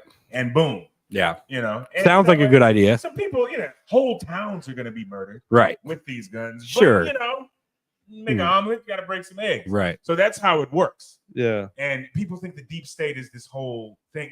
And I hate that they It make is. such a boogeyman. It is. It's a very complex, undecided, Right, but that's I think that's his point though, where it's like it's complex, but it's not run by there's not like one shrouded figure. No, who's no. running the Or deep even a state cabal. America, right? Yeah. No. I agree that, but that's what I'm saying. The Like deep state is just kind of bureaucracy and No, but and mess. but that's It's where assholes running into each other. right. But no, yeah. but that's what I was saying. Where I was going back to, where like when some shit goes down, the ones in charge are sitting back and they're like, "Well, I thought you did it. Well, no, I Right. thought you did it. Exactly. I thought you did it. I Right. thought." That's kind of how I see it. But then I feel nobody has balls enough to step up and say, like, yeah, like Holder, I fucked up. right. Like that's one case I heard about and Yeah. I knew it was happening, Mhm. but I didn't know it was gonna get that fucked up. But Like see, but part of the problem is the freedom and the independence. Like there's 50 states, Right. there's all these counties, there's all these municipalities, Right. and there's all these different federal agencies that are law enforcement or whatever, right? And they cling to each other. Certain countries like Japan, even England, right? I mean, the United Kingdom, like there's a you go to the police academy, you come out, and you don't know, you're not going to the London Police Academy, you're going to the National Police Academy, and they might put your ass in London, they might put your ass in some other town in Right. England, you might go to Manchester, and it's a top-down unitary sort of thing. Mm-hmm. If people knew just how little Harris County Sheriff's Department and HPD talk to each other, Right. they would be Yeah. frightened. Right. Yeah, 100%. Because sometimes they It's have true. the same suspects doing shit in both, and they're not even exchanging information. And sometimes not even the police department's talking to the DA's office. Exactly. Like, I mean, that's Exactly. shit happens all the time. Or in the jail. Or Yes. but that Rafael Quintero, like, yeah, he got brought in, and there's like 29 other cartel leaders, or they're actually, they're broken up, and yeah. then they were all brought in. So Right. now but it's going back to that Kiki Camarena, which I thought was kind of interesting because because like I said, I was when he passed, I was being born. Right. And then I think when they made the movie or the NBC drama with I think who what's his name from Scarface is the one that played him in the TV show on the TV. Which one? Bauer? No, it was on his right hand man, Scarface. His name's Stephen Bauer.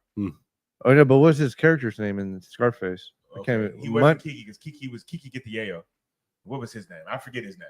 But You don't remember the guy? It was a right hand man. You know, Don't remember. the one that ended up I know sleeping around with his Sleeping sister. with his Right. sister, Yeah. So yeah, that guy played Kiki Camarena, and then that's when my dad had said when I was little, he was like, "Hey, that guy," he goes, "He's playing the movie, but Kiki Camarena, and then he was a Mexican. He was a badass. Yeah, I've heard, And that shit always stuck to me. Like Yeah. my dad, like he was my dad's a Vietnam veteran. So. Yeah, Scarface was a great film too, with all those white dudes. Cockroach. Well, yeah, but it was kind of Cockroach. funny because Cockroach. even he got typecast. Like he came out later in He that could only other play movie, Cubans. Traffic. And he was in Breaking Bad. Traffic, Breaking Bad. And Like, he Better always Call playing like a Saul. drug dealer. You know?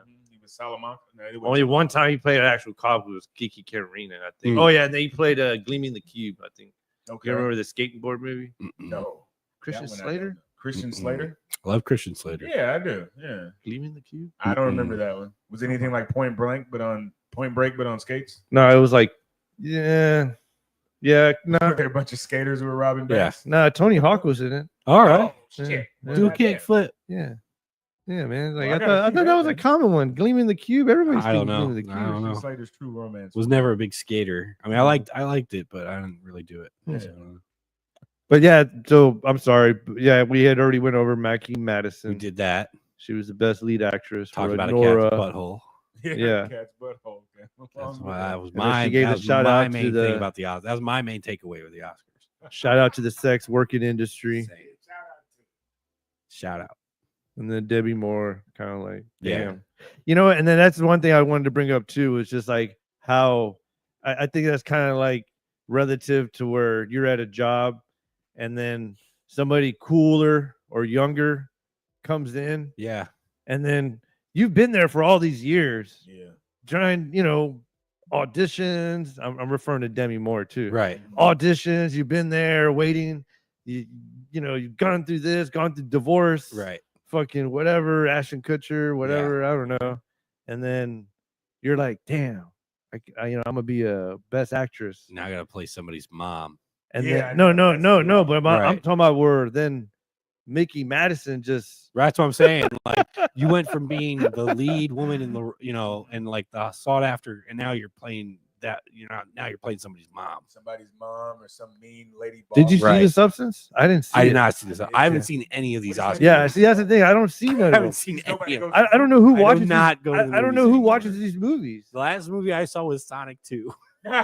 Seriously, 100% was the last movie I saw in the theaters. I like watch Sonic movies 2. over. I watch reruns. I of saw movies. Dune 2. That was really good. Maybe that was after Sonic. Maybe the last movie I saw was Dune 2, which is maybe a little more respectable. Well, that one don't know. that one got a few awards. Yeah. So yeah, that's the only thing I wanted to. I thought it was kind of funny, like the fact that she's just there, and then all of a sudden she's just like who's this bitch? Like fucking just like. Yeah, and see, you know what though? But I think it's more difficult too when you were cast as this hot little sex pot. When you're young, you're the sexy girl. Right. Meryl Streep doesn't have that problem. She used to be. She was even in. No, she was a pretty girl. she's a pretty girl. they're Pretty I attractive agree. woman. Moore was like a sex Yeah, pot, you're right. Yeah, She's she gotta was be a. nude in every movie. Yeah.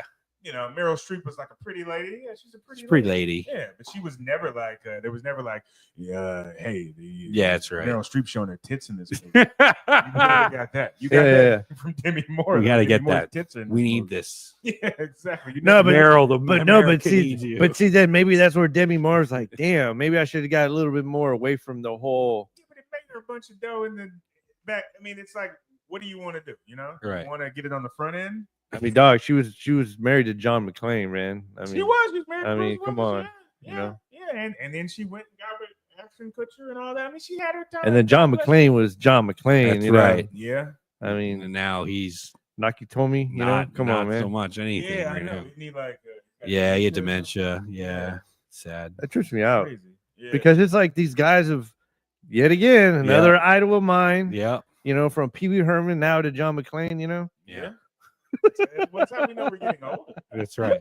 That's right. Like, Really, yeah. Because like I used to like my dad would say shit like, he'd be like, "Fuck, Meadowlark Lemon died." And I'm like, The fuck? he played for the Harlem Globetrotters. Oh, okay. And I'm like, God, and I'm like, okay, and I mean, he was 80, but like, Yeah, my dad right. remembers when he was fucking 25. Yeah, dribbling the yeah, basketball yeah. all around. You know what I mean? So it's like that kind of thing. So We can like, go into the next thing. Just that's perfect then. Okay. What's Uh, Gene Hackman. Oh yeah. What's going Yeah. on with that?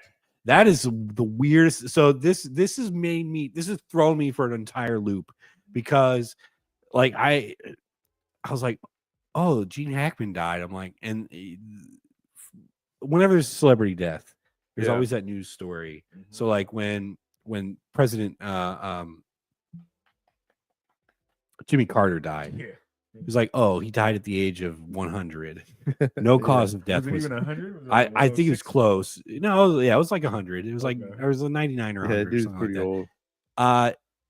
Jimmy Carter died. No cause of death is given. And I'm like, what the fuck? He's like 90 something or 100 years old.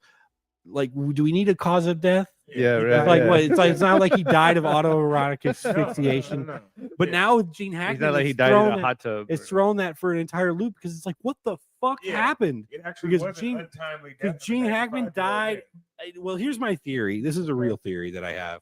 I think he died, and then I think that his wife died of like a broken heart. I think that sounds cheesy, but I hope that's what happened. I think she found him because they were been dead for like weeks now right before they were found. And they have no. I think it came back. They said there's no signs of carbon monoxide poisoning. right. She was found with like pills Pill on right, and I think it was like heart medication. I think. So it wasn't like opioids. Right. So what I think is either she just couldn't take it and OD'd, Uh-huh. or that I think she like maybe had seriously like a heart attack because she was just overwhelmed with grief. I think he died. She found him. She went to the bathroom. She's trying to clean herself up or whatever. She's taking pills, like, oh, she's having these heart like panic attack probably or something. Right. And she died that way. So I think she died from like a broken heart. He just died because he's old. And then the dog died because it was locked in a kennel and didn't have access to water. Yeah. Hey. So like that's my theory. I don't think there's anything nefarious that happened. That's what I hope. But yeah, it's throwing my whole worldview for a loop of like, if a celebrity dies, it's just there's old. It happens. But man, when she went to like as soon as that headline went away, it's like, oh, she died too? Right. And she's like in her 60s. Right. Like, what the fuck happened? What happened? Yeah. It's crazy. And the dog? And the dog, What which is sad happening? which There is she crazy. is. She's like a famous pianist and everything like Yeah, that. I know. He married, and she was 63. Yeah, exactly. And he was like, I think in his 80s or 90s. Yeah. No, he was 90s, right? Yeah, he was like 95. 95. Yeah, he's old. He had retired from. Which is crazy too, because I remember being young She was watching beautiful. Gene Hackman. Yeah. He wasn't like an action star, but I remember Gene Hackman being like he was in a movie with Will Smith, Right. driving and running and shit. And I remember when he was, and then they showed him hunched over walking in Santa Fe. Oh my god! But yeah, it's absolutely wild. That one threw me for a complete loop of like what happened in there. So that's my theory. That's my working No, that's theory. a good theory. I hope. No. That's I hope that's what really happened because again, it's just like you don't want who would murder Gene Hackman and his wife. Like, why are we doing this? I mean, they were in New Mexico unless Gene broke bad. You're right. That's true. That's Lex Luthor. That's my Lex Luthor and He Superman. was Lex Luthor, yeah, which is only because it was Gene Hackman was that decent casting. I kind of liked him when you think back. When you He think wouldn't even back, shave his head but he did have his head shaved at one point. at the very end. Was it then? I don't Yeah, know. he started off with hair. So yeah, that was one thing I wanted to bring up about. Gene Yeah, Hackman. no, definitely. I thought that was pretty cool. super, not cool. super cool. No, not cool that he passed, but No, as it's in cool. just like cool as in the, It's the we need coolest. to bring it up because people. No, we got these mystery. It's a murder mystery, yeah, death mystery. but yeah, dog and wife, Yeah, everybody in that house. and then his basically. what was his not defibrillator, but his Oh yeah, your pacemaker that and like the last time it went off was like 2 weeks before his body was found or something like yeah. that. So the it's battery like, must have went dead just and stopped shocking him. Well, it's said, all right, not enough. Is Yeah, he was enough. probably already dead by the time Right. the pacemaker stopped working. Right. Oh yeah. yeah. Or at So, least unconscious, because Right. she had to be dead too, because she would have been the one in charge of. Right. I don't know. You charge? No, I don't. I I don't think so. I think it's just in there. Okay. I think it's- and then I mean, did y'all ever watch French but Connection? if it goes Oh, off, of you go to the course, hospital. yeah. No, I didn't. I don't. You never seen French Connection? Mm-mm. It's kind of hard to watch, but I mean, It it's one of those 70s, 80s it doesn't movies. it doesn't hold up unless you really were like into 70s those Gotcha. gritty 70s dramas. If you're a cinephile, Yeah, you gotta be, because it's like when I first, because everybody's a French Connection. When I first watched it, it took me like a couple of days because it just goes like it's oh god, and then, No, and then there's like minutes where there's no dialogue. Oh, yeah, yeah, no. That's I what like I'm- that. No, but that's good. what I was saying because There's too much like talking you these have days. like parts in the movie where it's like just like a street, and then him just walking.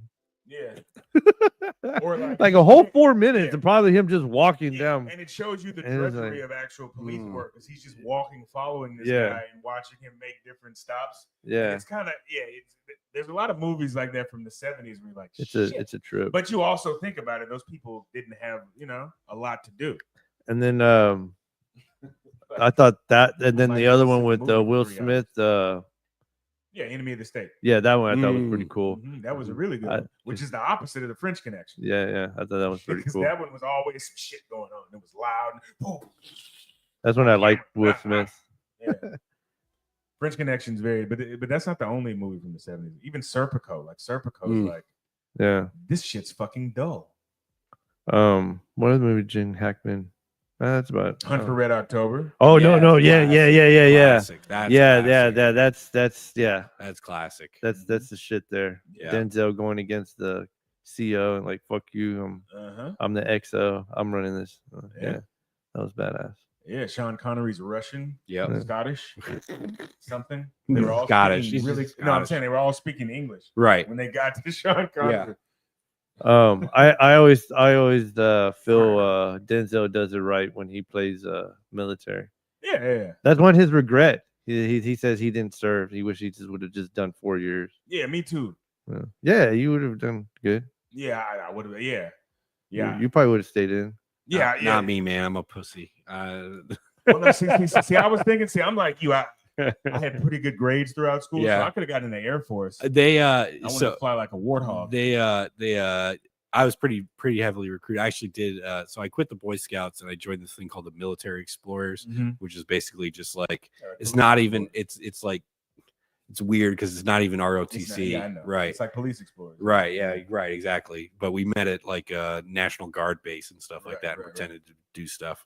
But anyway, like in high school, I got letters from the Citadel and all like everywhere. BMI and Everybody wanted me. Yeah, exactly. And you wonder like why the fuck would I come to this Yeah, shit? I'd be like, the way they advertised the Citadel was like it's the hottest, it's the hottest military academy in the United States. Yeah. But they meant that literally because Yeah. it's fucking hot as In South balls. Carolina. Exactly. Yeah. Yeah. And it's like Citadel and BMI. Like I understand, like you gotta either get like a football scholarship Right. or really want to be in the military. Yeah. to go there. You're right. Because 100%. it's like you still don't get the press. Like if you go to West Point, okay, Right. that's fucking dope. Yeah. Yeah. Like even people who are pacifists, It's like, oh, I knew a hold on, you senator got who into got me fucking in. Naval Academy. Right. Yes. Jesus, right. dude. Or Air Force Academy. I had Yeah. a couple friends who were Air Force. Yeah, dude's like, Academy. I hate war, but fuck that shit. Yeah. You know, but you go to the Citadel and you're like, oh, okay. I guess. You could have actually gone to the University of South Carolina, gotten drunk for 40 years, and then and did not have to get shot gone at. into the military. Right. Still Oh, gone that to too. OC. No, and then that's Oh, right. Yeah. that- Right. I don't know, but that sucks because that's another thing I didn't find out till I got there. And then some of the pilots, some of the fucking pilots, I remember, like, you know who you are, like Yeah. some of them were like dicks, man. Yeah. Some of them were smart ass assholes. And then and I'll be like, yo, what's his story? They're like, yo, man, you know that one? He just went to university, wherever the hell, Right. got his degree, and then he just wanted to fly jets. Right. And then went to the recruiting office. Yeah, and it then costs not- money to and fly then boom. to learn to fly in this civilian world. Right. No, Fuck, but let me just well, go no, ahead but in the Navy, it is the smartest of the smartest because then the smartest ones apparently get the jets, Mhm. and everybody gets the next level. Right. Helos, Yeah. E2, like the hot mail carriers, Right. surveillance. Mm. But pretty much when somebody walks in there and recruit, or they want to get recruited and have their credentials, they're trying to go for fucking F-18, Right. Yeah. fighter attack. Because Yeah. Top Gun, Right. Right. Maverick, whatever. Yeah. But some of the, I would have been the guy probably to get the mail carrier, or probably the guy who, like, Which they- I mean, would, there's but nothing no, wrong but with that. or he, but still though, helos or some shit like that. you Yeah. know? And then a lot of those guys, or either they can't catch traps. Mhm. That's another other thing in the Navy. But my whole point was like, just like talking about that. No, I hear you. Yeah, but I gotta use the bathroom. go for it. I'm surprised you're good. Yeah, I'm good. What do you mean? Huh? What does that mean? No, You haven't pissed since you got here. yeah, I know. You haven't had to use the bathroom since He's you got commenting on here. how many beers you had. You had three Your beers. impressive bladder. 3 beers. You gotta take a piss. That's a good Midwest bladder. Yeah, well, strong. Yeah, Y'all drink because beer. everything is like 3 hours away. Right. So like, so it's like, Okay. and it's like, God forbid you stop. Like my dad was one of those guys that was just like, we're driving straight through. There's no stopping once we leave the house. So go to the bathroom, and we're gonna go straight through.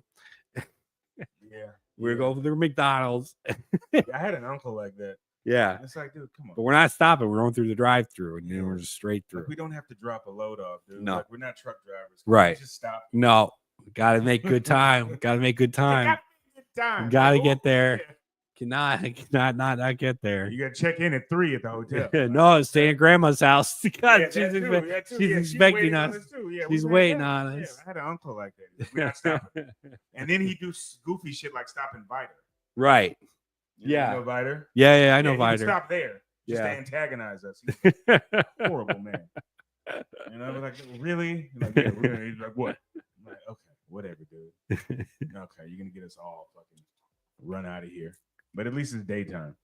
One But time, anyway, when my dad this is our one road trip that I remember from like just very just burned into my brain is we were driving back from Chicago to the Quad Cities, and so we stopped at the White Castle oh, and got a Crave case, and that's like 20 goddamn sliders. And we knocked that shit out on the way back. We just destroyed a Crave case of like 20 sliders that is from impressive. White Castle. Oh my god, it was so much food. Yeah, It was crazy. That's a good father. Yeah. Oh, he's great. He's fantastic. Yeah. Good dad. Yeah, exactly. Good dad. He's the reason I'm so fucked up, but I like him. Yeah. I know. I feel the same way about. Parents are responsible for all their kids' problems. Yeah, I tell it's people the all the truth. time. Like, I don't know if I had the greatest dad in the world, or Right. because he was fantastic. He was there, but there were certain things that, like, I don't. First movie I ever remember seeing in the theater. Mhm. Okay, we were in L.A. Yeah. I was 6 years old. Fucking Beverly Hills Cop. All right. My Yeah. parents took me to see that. I was Hell 6 yeah. years old. That's awesome. Mhm. First movie, I don't know about theaters, but one of the first movies that I saw, like a grown-up movie that I saw, I think it was Scarface or the Godfather. At So what it was like age? one of those. I was like 8. Yeah. Like I'm just like, what is going What is on? going on? I And know. It's like Mo Green catches it in the eye and it's like, what the whoa, I know, right? what is happening? What is happening? Yeah, but Amazing. it molded, and like my dad always said, well, I knew you were pretty precocious, so like you were smart. Like if I had thought you were dumb, I wouldn't ever Right. take it. If I thought you were Yeah. gonna actually go out and Right. do something crazy, so it's also a testament to your intelligence. That's sir, that right. Your father trusted you. Yeah. A dumber kid, he probably been like, Yeah, we gotta keep him away from this Keep for him away sure. from that. He's gonna kill us in our sleep. Yeah. Much better. All right. Very good. Yeah. Much better. Okay. So what else we got? So we're not. No, I wanted to like piggyback on what you just said on the movie thing, like Okay. because the other day I had stepped out and then I got home and then threw in La Bamba, Oh, yeah. and then that's another movie which apparently came out in '85, Okay. Mm-hmm. and I recounted to my parents or to my mom. I was like, I remember when you and Dad made it like a family day Mm-hmm. to go see La Bamba. Yeah. Like who makes it a family day? So, and it's so badass because like my parents was just like so proud Mexicans, like Think about how big fine- Richie Valens was for them well no because growing up in Harlem. that was he was from Texas, well too, right? well Vlad recently yeah, had him Vlad's on got a- had yeah. him on had it and Then we shout out found to he's Vlad. He had fucking a good Filipino. yeah well I mean but what I tripped He's out always was a that cholo. he was only like 24 years old Yeah, and then that was his first movie. I know. He only got like $6,000 or Yeah. something like that. Yeah. And then, but he said after that, and then that was my other favorite role. His was Young Guns. After Young that, Guns was Young great, Guns, and then he came on Young Guns too. I was like, oh shit, dude. And then he played the Mexican Indian. Mhm. So then, but my parents, that was one of the first movies I remember when I was younger too, yeah. where my parents had made it like a family day, and then my brothers. And my mom goes, "You actually remember that?" I was like, "I remember. We went to Missouri City." Yeah, y'all made a big deal out of it. And then, no, I don't know if they made. Like I said, why would I even remember that though? You know, Because they probably made a big deal out of it. Like think about it. Where was Richie Valenzuela from? oh, he's He from was well, from no, the Valley, right? No. Like Mission. no. He was from He's from Cali. California. Yeah, but he's No, from no, the part but of the Cali that that's was- like the Valley. But that was the thing when they first made the breakthrough, like Mexicans making the breakthrough, Right. like through like movies, like cinema finally. Yeah. But they still haven't really made it. No, Esau Morales was great in that though. I mean, Bob. yeah. Bob. Well, that, yeah. That, I Love mean, me some Bob. because then even, have you seen the movie? No. Oh, I am woefully like I like watched a lot of TV as a kid, Right. mhm. not a lot of movies. We didn't do a lot of movies as a family. Well, it was a lot of stereotyping in that movie. too. yeah. No, but I mean, I have to generally explain it because you haven't seen it, Right. But I mean, obviously, Bob was like the reference to the tequila drinking, motorcycle, But Bob's a real dude. gang. No, yeah, he was. Yeah, that's Yeah. my point. But that's what a lot of the studios were afraid of. They're like, Right. oh no, we don't want to. And then, but of all people, it was S.A. Morales. You know. Yeah. You know, so I thought that was pretty Esau cool. Morales. Issa. He was an essay. S.A. So, no, I had brought up the other things, but don't even worry about it. I was Okay. going to bring up about Hooters, but the picture sucks. What did Hooters do? Oh, they're filing bankruptcy. Oh I did see that. yeah. I mean, honestly, I've been to Hooters once in my entire life. Really? One time. Really? Yeah, never like, and it was with my dad. It was so weird.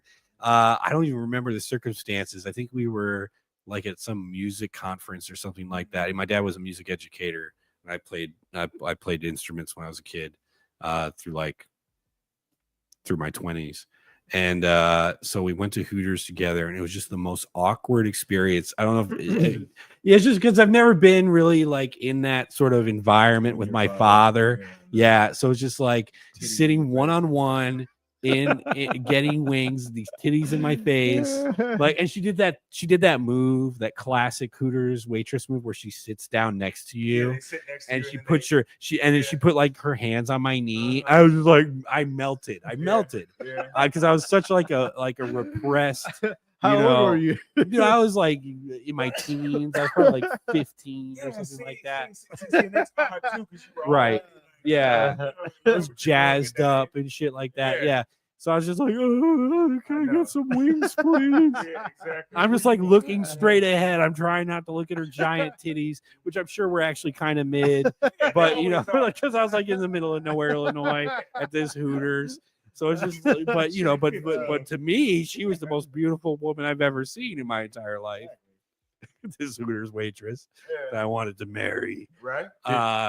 So yeah, but like the one time, I've never been to a Hooters ever since. But dude, I know why I- they went bankrupt though. I went to the Hooters in Pearland off 288. Yeah. I just dropped by there one time, like the last summer, Yeah. and the cheapest thing on the menu is like $25. Oh, that's insane. Yeah. It's insane. Like remember you can go to Hooters like Wednesdays, 30 cents wings. Right. Not anymore. Yeah. Yeah. They can't lose And out. they have this nice bar and they're trying to be like a real sports It- bar. Right. But It used to be where like his experience was overlapping the food and cost of all that. And they're like, Right. yeah, fuck it, like whatever. But now they're like, They want to be family friendly and stuff. yeah, well, no, yeah. And then it like that one was ideally because I would go to it every now and then. I mean, I talked to a few of the waitresses and they were cool. I got to know a few, but then I was like, it just wasn't practical after a while. I'm like, I was like, yeah, this ain't Right. And drop fucking $80 Yeah, on Right. exactly. a meal. I was Exactly. like, I Go could somewhere I else. could and go get that buy a- No, no, experience. Popeyes. I could go buy Yeah, you gotta- yeah, but I'm saying, like, if you I could You buy a want 12 some pack fucking on a meal. chicken? I could You're buy not a gonna 12 go to pack. No. Yeah. 12 pack for what? $15? Well, Yeah. Bring I'm it back saying, here But if you do want that eating out experience, Right. better places to go. To. Exactly. Yeah. No, but I'm saying Much it used to better be restaurants, be that thing like where he would say like the experience that Yeah. that Right. Hooters experience. Yes, right. Like oh, and then Today then we're gonna make you a Junction with man, son. You're gonna 30 go to cent wings, Hooters. Yeah, I'm- right. I remember that. I'm trying to defend Hooters. Like I it's sad that They used to have a fucking an all beef hot dog on there. It was like $8.95. Yeah, that's insane. They don't have that anymore. They want steak. Like no. but also I And mean, $8.95 is too expensive for we see in hot high Yeah. us after high school. dogs. Yeah, Us after high school, we went to Hooters quite a bit. sure. We and then there was a guy that we knew that would Hooters. always be there at Hooters, and then he knew the girls and all that. And That's yeah, sad. yeah. That's a They sad took- man. They took it back on it, yeah. But they That's a pretty sad guy. We're gonna go to Who's. Remember that? And like, Oh, and you know, it's like because the Hooters girls, you know, they're not using. It's like going to a strip club. They're not using their real names. Oh yeah, yeah. It's yeah. like hey, Cherry, hi. It's like that's her. That's fucking Allison, bro. Yeah. Like, you went to high school with her. You know, her name is not Cherry. That's Francis. You That's know, right, yeah. Francis. Yeah. What the fuck? Francis. She told me it was Kiki. Like no, Yeah. no, bro. Yeah. It's what she tells you, so you can't find her on fucking Facebook when you go home. Or no, MySpace at the time. When you they Yeah. moved know? back there, she's from Duluth, Minnesota. She was That's running away from all kinds of demons. And she happened to be here at a Hooters on fucking It's Kirby. definitely Hooters was also that place where it's like, well, I need money and I'm kind of hot, but I'm not going to take my clothes all the I'm way not off. stripping yet. Not Not stripping. yet, at least. Not a stripper. I work at Hooters. Thank you I'm very just much. having I still have LVN some license, self-respect. so- Yeah. But I did know later on, like clubs started getting in the mix, and then the clubs would go to the Hooters and the Twin Peaks Yeah. and all the places, and then recruit girls, and then they would. But see, I got this idea after I got back from Asia, and when I got back from Asia, see in Asia they have the same deal where it's like they have these places where all the girls, yeah, they all work for the bar. They're all paid time. So then you're the guy who's just visiting, say from Minnesota or some shit, visiting there. You go and pay one night, pay for her drinks, dance with her all night, but you don't get to take her home. You don't do any of that. And then some bars would then offer other things, obviously, but then majority of these bars would just. I always feel it was always Sounds like scary. Well, no. But Sounds I always felt it was like me. Hooters. It was like Hooters, but just on another level, Yeah. where it was like more controlled. I'd be They were very controlling the women. concerned for everyone's safety. Yeah. Because I mean, you see that in kind of like these, you know, But there about would be these- guys there. you That know would, about these like what barista, the bikini barista kind of things. yeah. Where like these drive-throughs, like these guys get like really like invested in their barista women. No, that's I'm what so would happen scared. though. Yeah, I'm so No, but that's what would happen. Some of the guys would go there, yeah, and then us friends would try to. You're like, you know that girl's using you, right? She doesn't Bro, actually like you. She's different. yeah. And they were like, right. bro, like, how much money do you give her? That's not what we're talking about now. Like, That's why I well, can't no, go to that- strip clubs too, because I'm definitely like that. I definitely can fall. I know I have that personality. Like I could fall in love with a stripper. Yeah. Like I could. So it's like I don't go to strip Uh. clubs really and all that shit because I know it's just like. And also, I have a bad track record at strip clubs. I've gotten slapped twice, Oh. and for nothing that I did. I didn't. And Oh, yeah. I went with a very nice lesbian friend of mine. We went to a strip club. And she witnessed it firsthand. Like I wasn't doing anything. I was sitting there, and then all of a sudden, this stripper comes up and basically like clocks me. I'm like, "What did I do? What happened?" That was the second time. I didn't get slapped the first time. I was we were in Vegas with the boys, uh-huh. and we went to a club. We got brought out by this guy had a thick like Brooklyn accent. And I was like, he's definitely in the mob, but it's fine. It's whatever. He takes us to this club. And we're having a good time, and the stripper comes and she does that thing, that Hooters thing. She comes in and she like squats next to me because I'm just hanging out with the boys. She squats next to me, but apparently like her knee popped, and she's like, "Oh my god, did you hear that? Like I'm so embarrassed." She's like, "I'm getting so old. I'm like 35," and I'm like, "Oh my god, you look great for 35." And she's like, "Bitch, I'm not 35. I'm like 22." She's like, "Did you think I'm 35?" I'm like, "Why would I think anything else? You told Other than me. what you told You me. told me And you I were did tell you look 35. great for Listen, your knee pop." Yeah, exactly. I was giving you a compliment. I said you look great for 35. I didn't say, you can pass for 30. That's right. And so she all the rest of the night, she's like, "Well, you gotta get a dance for me. Like, you owe me this." I'm like, "No, this ain't happening." I'm already spending way too much money in Vegas. Like, I lost like a couple $100 tonight at the casino. Like, I ain't here for dances. And then she finally convinced the guy that I was with, one of my buddies, to go get a dance from her. He comes back. He's so mad at me. He says all she did through the entire dance was talk about how much of an asshole you are. I was just like, yes, okay, great, fantastic, totally worth it. Yeah, but that was a lose. Maybe just what? That was a lose the way she did Right. that shit. That's what I'm she was trying saying. to guilt you. Right. I'm not into for a that. dance, It's and not that shit happening. Didn't work. That's why you're an asshole. Right. Yeah. Exactly. Well, and for other reasons, but mostly that one. But ma'am, I can only go off the information you. That's right. That's what I said. I'm just like, I believe. Why should I not believe you? Like, oh no. But what I should have said is like, I don't believe you because obviously you're way too attractive to be 35. You're obviously 20. Right. Like whatever. I would go in and always just tell them I'm in the Navy and I'm a broke Navy Yeah. sailor. Yeah. Like I could buy you drinks, but that's about it. Right. All night. I can't throw down these ones. Yeah. You know. But you see, strip clubs aren't doing great right now. No. Well, but I think that's very relative to what we were talking about. Like the Hooters. eggs are too expensive. Hooters is no. There's VR now. There's OnlyFans. Right. That but too. Guys are also waking up to the scam. Right.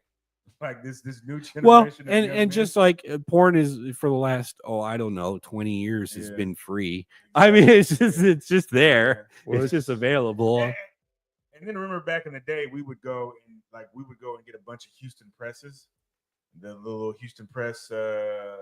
Yeah, the back. Yeah, and in the back they had all these strip club coupons. Oh, interesting. Yeah, so we would just be like, "Hey, what y'all want to? What's a strip club coupon for?" Fucking no cover. Oh, okay. On Wednesday night. Yeah, because then you would get Houston press. Yeah, it's never Friday or Saturday. Yeah, I was like, "What are you talking about here?" So we would go there and it'd be like, it's happening. I have not done a strip club probably in a decade. When's your birthday? When's my birthday? July. I'm a summer baby. Oh yeah, me too. But What day? 17th. Oh, I'm 31st. Okay, right at the end. Yeah. Right at the end there. But yeah, I've not done a strip club in a long time. And maybe I'll remind you around that time. Because there you go. And because mostly it's just like I feel like I've never been in a crew. You shouldn't go to the strip club by yourself. I feel like that crosses a line. I met a dude at work one time. What's wrong with that? What's wrong with that? I knew somebody was gonna be. What's wrong with that? It's not for me, man. I just can't. I can't bring my. I feel like that's a level that I don't want to. That's a line I don't want to cross. No. Well, but my situation was I was in the Navy. I went down to the valley. You get any excuse you want for thank you for your service. That's what is it. And then I remember I just happened to be staying at my cousin's house or my aunt's house, and then they weren't doing shit. Yeah. And they go, I don't know. I think I had access to it. Anyways, I just went to a strip club and hung out by myself. Yeah. And then I told my cousin the next day, and she was like, "So you went to a strip club by yourself?" I'm like, there's a bit of judgment there. For sure. I was like, I'm a guy. I mean, a beer, cold beer, and then I'm in a outside of Houston. I'm in a like dominated. It's all just Hispanics, Mexicans, like. But there's people who won't go to lunch by themselves. So. Right, that's true. And I've done that before, but I do struggle with that. Like sometimes, like going out to eat by myself, I'm like, this is weird. Like I'll just get this to go and eat it sad and alone in my house. Right. So yeah, I mean, I don't know, but I just a bucket of beer. She's coming. Now if you're, I mean, I don't know. I don't know. Strip clubs there's a lot of lines to cross there. I feel like that's a night out with the boys. Yeah. I don't know. Yeah, to me, that's all it's ever been for me. I've never gone like, well, you know what? No, that's all I was like. Wait, what? At DHL, like off of Rankin Road, there was a strip club right off of Rankin and 45, right? Yeah. And they had a $14.95 fucking lunch special, like buffet. Strip clubs for lunch is nuts to me. That's insane. All you gotta do is go one time. Yeah. And they had shrimp. They had. That's insane. It was so much better than like a Chinese buffet. and it was $14.95. It's not But bad. The thing- price is good. Yeah. and it was amazing, right? And it's daytime strippers, and, Right. whatever. Oh man, There's no pressure to go tip them. True. I'm eating. I mean, I mean- and they can't come over there and pop on you while you're eating. Right. That's because that's you know what? I can always relate my smells of food safety. my smells of strip clubs and my smells of like overseas, like being in bars, club. It's always kind of just relative smells. You know what I'm saying? Like when you go to a club and you just, I don't know, you just smell people. That's I don't know if you just smell nakedness or you just no, smell like it's baby powder and shame. Yeah, that's what it is. Is what that no, is. and then to throw in there, there's then all there. the glitter. No, you All no, the no, glitter. no. But you go in With there, the body glitter. Jeez. you go in there and smell, and then all of a sudden there's an open buffet of shrimp and pizza and hot dogs and Yeah. and then you're like, you know what, fuck it, it's after hours, it's already 3. We need I the already know Dave I'm and not gonna Buster's with I titties. don't- That's what we need. Exactly. We do. Where you can play games, and I think that would bring the strip club. That's what we need. I think the skee VR is ball winning, and man. bitches. I think the VR, like the putting the VR and then just I don't know. I think that's the most like that's a generation is gonna I be. still think that's the downfall. I think that's the downfall of society. I think we talked a little bit about it. I think that's the downfall of society right there. The VR jerking off with a VR headset on. It's like that's a step. That's a road too far. It'd just be like me like in this recliner and then have a VR. and You don't be even like- know when somebody walks in the room. You don't. Just imagine the shame after you. Just like, oh my god, terrifying. But I think that's what's gonna happen. And then there's these AI girlfriends. Oh man, Right. I mean, we're already at 2 hours, but Oh yeah. but I mean, we can go into. There's AI girlfriends, artificial intelligent Well, next girlfriends, time. Yeah, I was gonna say we'll have to bring that back. We'll mark that one on a card and bring it back. artificial intelligence. But yeah, That was awesome. That's what your boy Elon wants to bring to it. I'm off. Ugh. nah, That's what he needs, man. He's gonna impregnate an AI Nah. fucking We'll talk chatbot. about this later too. We got all this. I got a whole thing on Elon, man. That guy's fucking crazy. no, he's a little out there, but A little out but- there. He's crazy out there. We want to trigger this? Tell us. what? No, we're gonna. Okay, I know we're at 2 hours. I know. Uh, We're 2 hours. We're doing it. What we've been having such a good time. I've Why do we already want to heard end this it on this? Yeah, but it's hilarious because. Come on, Danny. Just give us 2 minutes. there's a bigger picture that he wants to do and things that he wants to do. Obviously, yes, but Right. It's called eugenics. Yeah. It's called eugenics, my friend. He's really big into that shit. he. I mean, I'm sorry. for no. I feel he is smart enough to get the people together for DOGE and being told what he's supposed to do. No, say it the And way he that's wants it. it said. Say it the way he likes it. And that's it. Because he's a fucking memester. Yeah. All the dude lives and breathes his memes. Listen, Dude, he's another. But dude, he's a desperately want to be funny. if you want to desperately be funny a and guy liked, It was not. that And has he's not. ideas that's backing up rockets going Danny, to you know Mars. we would've He's fucked on with him another in high level. school. But obviously, You know we would have fucked with him. listen. okay, yes, he, but it's one of those things. Okay, hold on. I like it- what it's he's a- doing with his money. I think the space stuff is really It's important. interesting, yeah. I think Not space really. stuff is really I important. actually, I don't. I it's ruining the valley, but whatever. Well, sure. I mean, but whatever. That's true. You're 100% right. Yeah. I mean, because Right. and But 'cause- see, people referring earlier when I had Yeah. said about that reference to Jay. yeah, That was one argument. She brought up the waterways, Right. whatever. I get it, but sure. I'm not worried about waterways right now. I'm worried about all this bullshit money that's going to nothing of shit that's Well, whatever. that's the problem. They just wiped off on their website. I don't want to get into. We're way too deep in this. Yeah. But they did just pull $8 billion off the website because they're not finding anything. Because okay, They're not and fighting One it. more thing. The thing is, okay, you're talking about you want to take $2 trillion, Right. and this is the problem when people don't understand numbers and what a trillion actually is. So if he finds you can find $1 billion. It's like this is Right. bullshit $1 billion. You Yeah. shouldn't be spending that. That's You have to find 7 2,000 more seconds. instances Right. of that $1 billion. I think one in of order the to get you more and close some to- some Republicans are even like, listen, what he's doing isn't working because like the stuff, even some of the if you take like the high number of the savings that he found, is the high number of the savings that he found is like 7 seconds of the deficit. Exactly. It's so I don't know. It's one of those things. I think Doge is not working the way it should. Again, I think it's scary constitutionally because it's like, are they trying to circumvent Congress and their ability to fund programs and stuff like that? So it makes me wary. And then the other thing is just, I don't know. I think the guy's a bit of a. He thinks differently. I don't trust him. I don't trust him. I don't either. Number one, me, and I hate to, because I don't trust billionaires. Well, straight billionaires up. And just look, I got the website right here. White South Africans. I got this. Look. Okay, but see, the guy who did the sonogram for my first child was a white South African, and I was a little weirded out by that. The cancellations, 105 billion. Yeah, but a lot of these numbers are either inflated or they're not properly. And again, amount saved per taxpayer, $650. But at the same time, I'm still looking at the other, like the agencies of what they're paying towards, like the causes. Well, a lot of them are fronts. A lot of them are fronts. A lot of them are. That's exactly. A couple of things they said they were spending money on was not accurate, and they had to come back but the problem is that once that misinformation is out there, it's hard to correct. Yeah. So I don't know.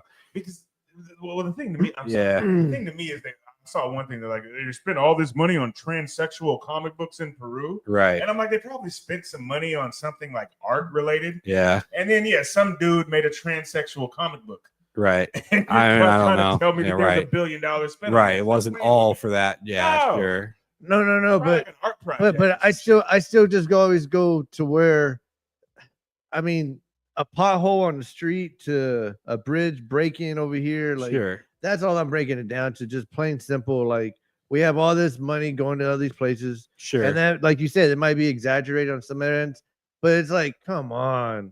And then you have veterans who having issues. That's the thing that's happening though. That's real. That they're firing most of these jobs, and they're getting rid of. They're firing veterans. It's crazy.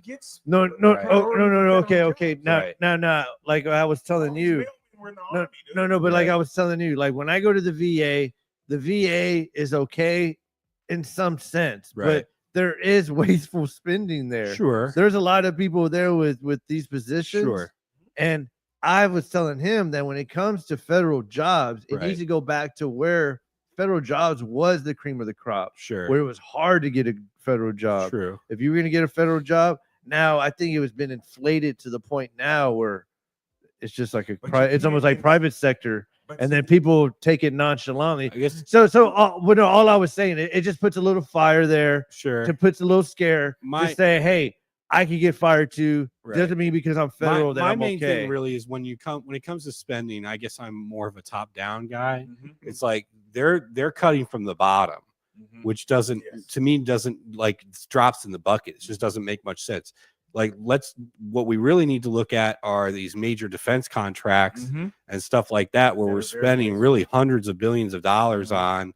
And like, cause I mean, you look at some of these things where, the space stuff can get a little tricky because it is expensive, but like, when you break it down, like sending a pencil to space costs like $1 billion, stuff like that. So I don't know. And it's also, it's concerning that the guy who probably takes in the most out of all these government contracts is the one in charge of deciding which government contracts get cut. My thing is, okay, so the only reason why he's able to have SpaceX anyway, though, is because of all the work NASA has already done. Correct. All those rockets and all that shit was already and here's the thing. Research was done with government and money. SpaceX, people act like Elon Musk made SpaceX. No, he bought it. Like he doesn't make Tesla. He's not an engineer. He's not. Already bought into PayPal. He's a very smart investor. Okay. He is. Venture capital. He's a smart investor. He's like, no. The couch gang up on. No, I'm not. We're coming after you. We're gonna get you. No, I'm not disagreeing, but I am saying also that I still rather Elon be with the Americans versus China, because he's dabbled with China. He has mad factories in China. No country, dude. Huh? That's true. Yeah. Billionaires have no country. He goes where the money is. No, true. But that's what I'm saying. This whole stupid thing where Trump's talking about $5 million and you can get citizenship. Okay, but that's what I'm saying. $5 million is going to need citizenship. Right. They already got it. Still got a visa for like $700. But you still got to be the table. I'm just saying, I'd rather him be at our table than somebody else's table. Sure. He's not at our and- table. He's at his table. Yeah. Well, Not- He's at his table. Okay, last thing. Tulsi Gabbard's not My going to let him problem- go that far. No, into that's not doing true. it. He does whatever he wants. Elon does whatever he wants. My Tulsi problem is Gabbard. everybody. You see him in the Oval, dude. It's scary, man. It's No, he's a scary. weirdo. Yeah, he's the way he. Yeah, I mean, he Scary. came to the But they cabinet made him- meeting. I mean, but see, he's very good at marketing too, because all of a sudden, like everybody thinks of him as like Tony Stark, and then the other half thinks of him as Lex Luthor when he's Right. in there. no, he came out in the movie Iron just Man. a dude too. Big- He made a cameo. That had appearance. a lot of money, True. and but And now owns one of the most Yes. used social media websites, Exactly. and he tries to control the narrative and all that stuff. Yeah. It's kind of basically But what that- he's accusing of what everyone else of doing is now what he does. But I Mm-hmm. still feel strongly that as long as there's minds like us, then there's still nothing to really, truly 100% worry about. I think there's until there's right. a point where you and I are limited to say what we can say. Sure. Mhm. You know, Yeah, you yeah, can- yeah. you Yeah, yeah, I know. you got to be. overall. I agree with you. So that's what I I'm agree with saying. that. Like But you I don't leave it turn at. this country into Equatorial Guinea or some shit like that, where yeah. I don't in think order it's there to get yet. the federal job, It's not. you have to agree with El Presidente. right. Okay. Which is what they do in these other countries. The people who are in the bureaucracy are people who are aligned with the political party in power. You don't want that to be the thing because they're looking for loyalists. Anyway, This is all fun. right. This is fun. Yeah. But it was all in good fun. That's all. I That's just right. wanted you to. No, I it's just wanted all- you to No, express- yeah. but we can. I appreciate the viewpoint, but I don't trust Elon Musk as far as I can throw him. I don't know. I don't trust a especially billionaire. with the- And that's not and No, that's no, just not but for I- Bill, and I- that's not just for Elon Musk. I don't trust Bill Gates. I don't Bezos. trust Jeff Bezos. I don't trust any of those Mark Zuckerberg. I don't trust any of those motherfuckers. So that's I guess No, but That's just but they're no, all trying to look let's cool eat the now. but- rich. Yeah. but is it even? Like I said, you still got to sit at the table with them because they're still Yeah, because they're the ones that got They're- all the food. they're Exactly. They got all the food. They're gonna give me their scraps. Yeah, I think we can close it out with that one. They have all the food. That's why we need to be at their table. Thank you. but we wouldn't be here, thinking what we're thinking. No, they're If it no, wasn't- they're if, taking if we're our- not, we're, they're taking your hard work and they're turning it Aw. into billions of dollars, and then you get a tenth, not even a tenth. You get a scrap of all your hard work, and then they get 99% of that shit. Death to the rich. Let's eat them. Luigi Mangione. Yeah. Luigi Luigi Mangione. Mangione. Yeah, I know. Luigi Mangione. that's the couch. The couch. Yeah. All right, yeah, well, I gotta get out of here. That was fun, man. All right. Well, everybody, see y'all later. Yeah, man, I had a great time. Hey, that wasn't here the whole time. There it is. The lo-fi.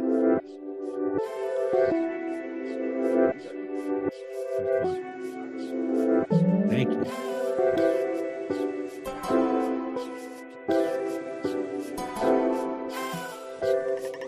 Yeah, I'd love to be on with one of those fights. Oh, you got hit in the face.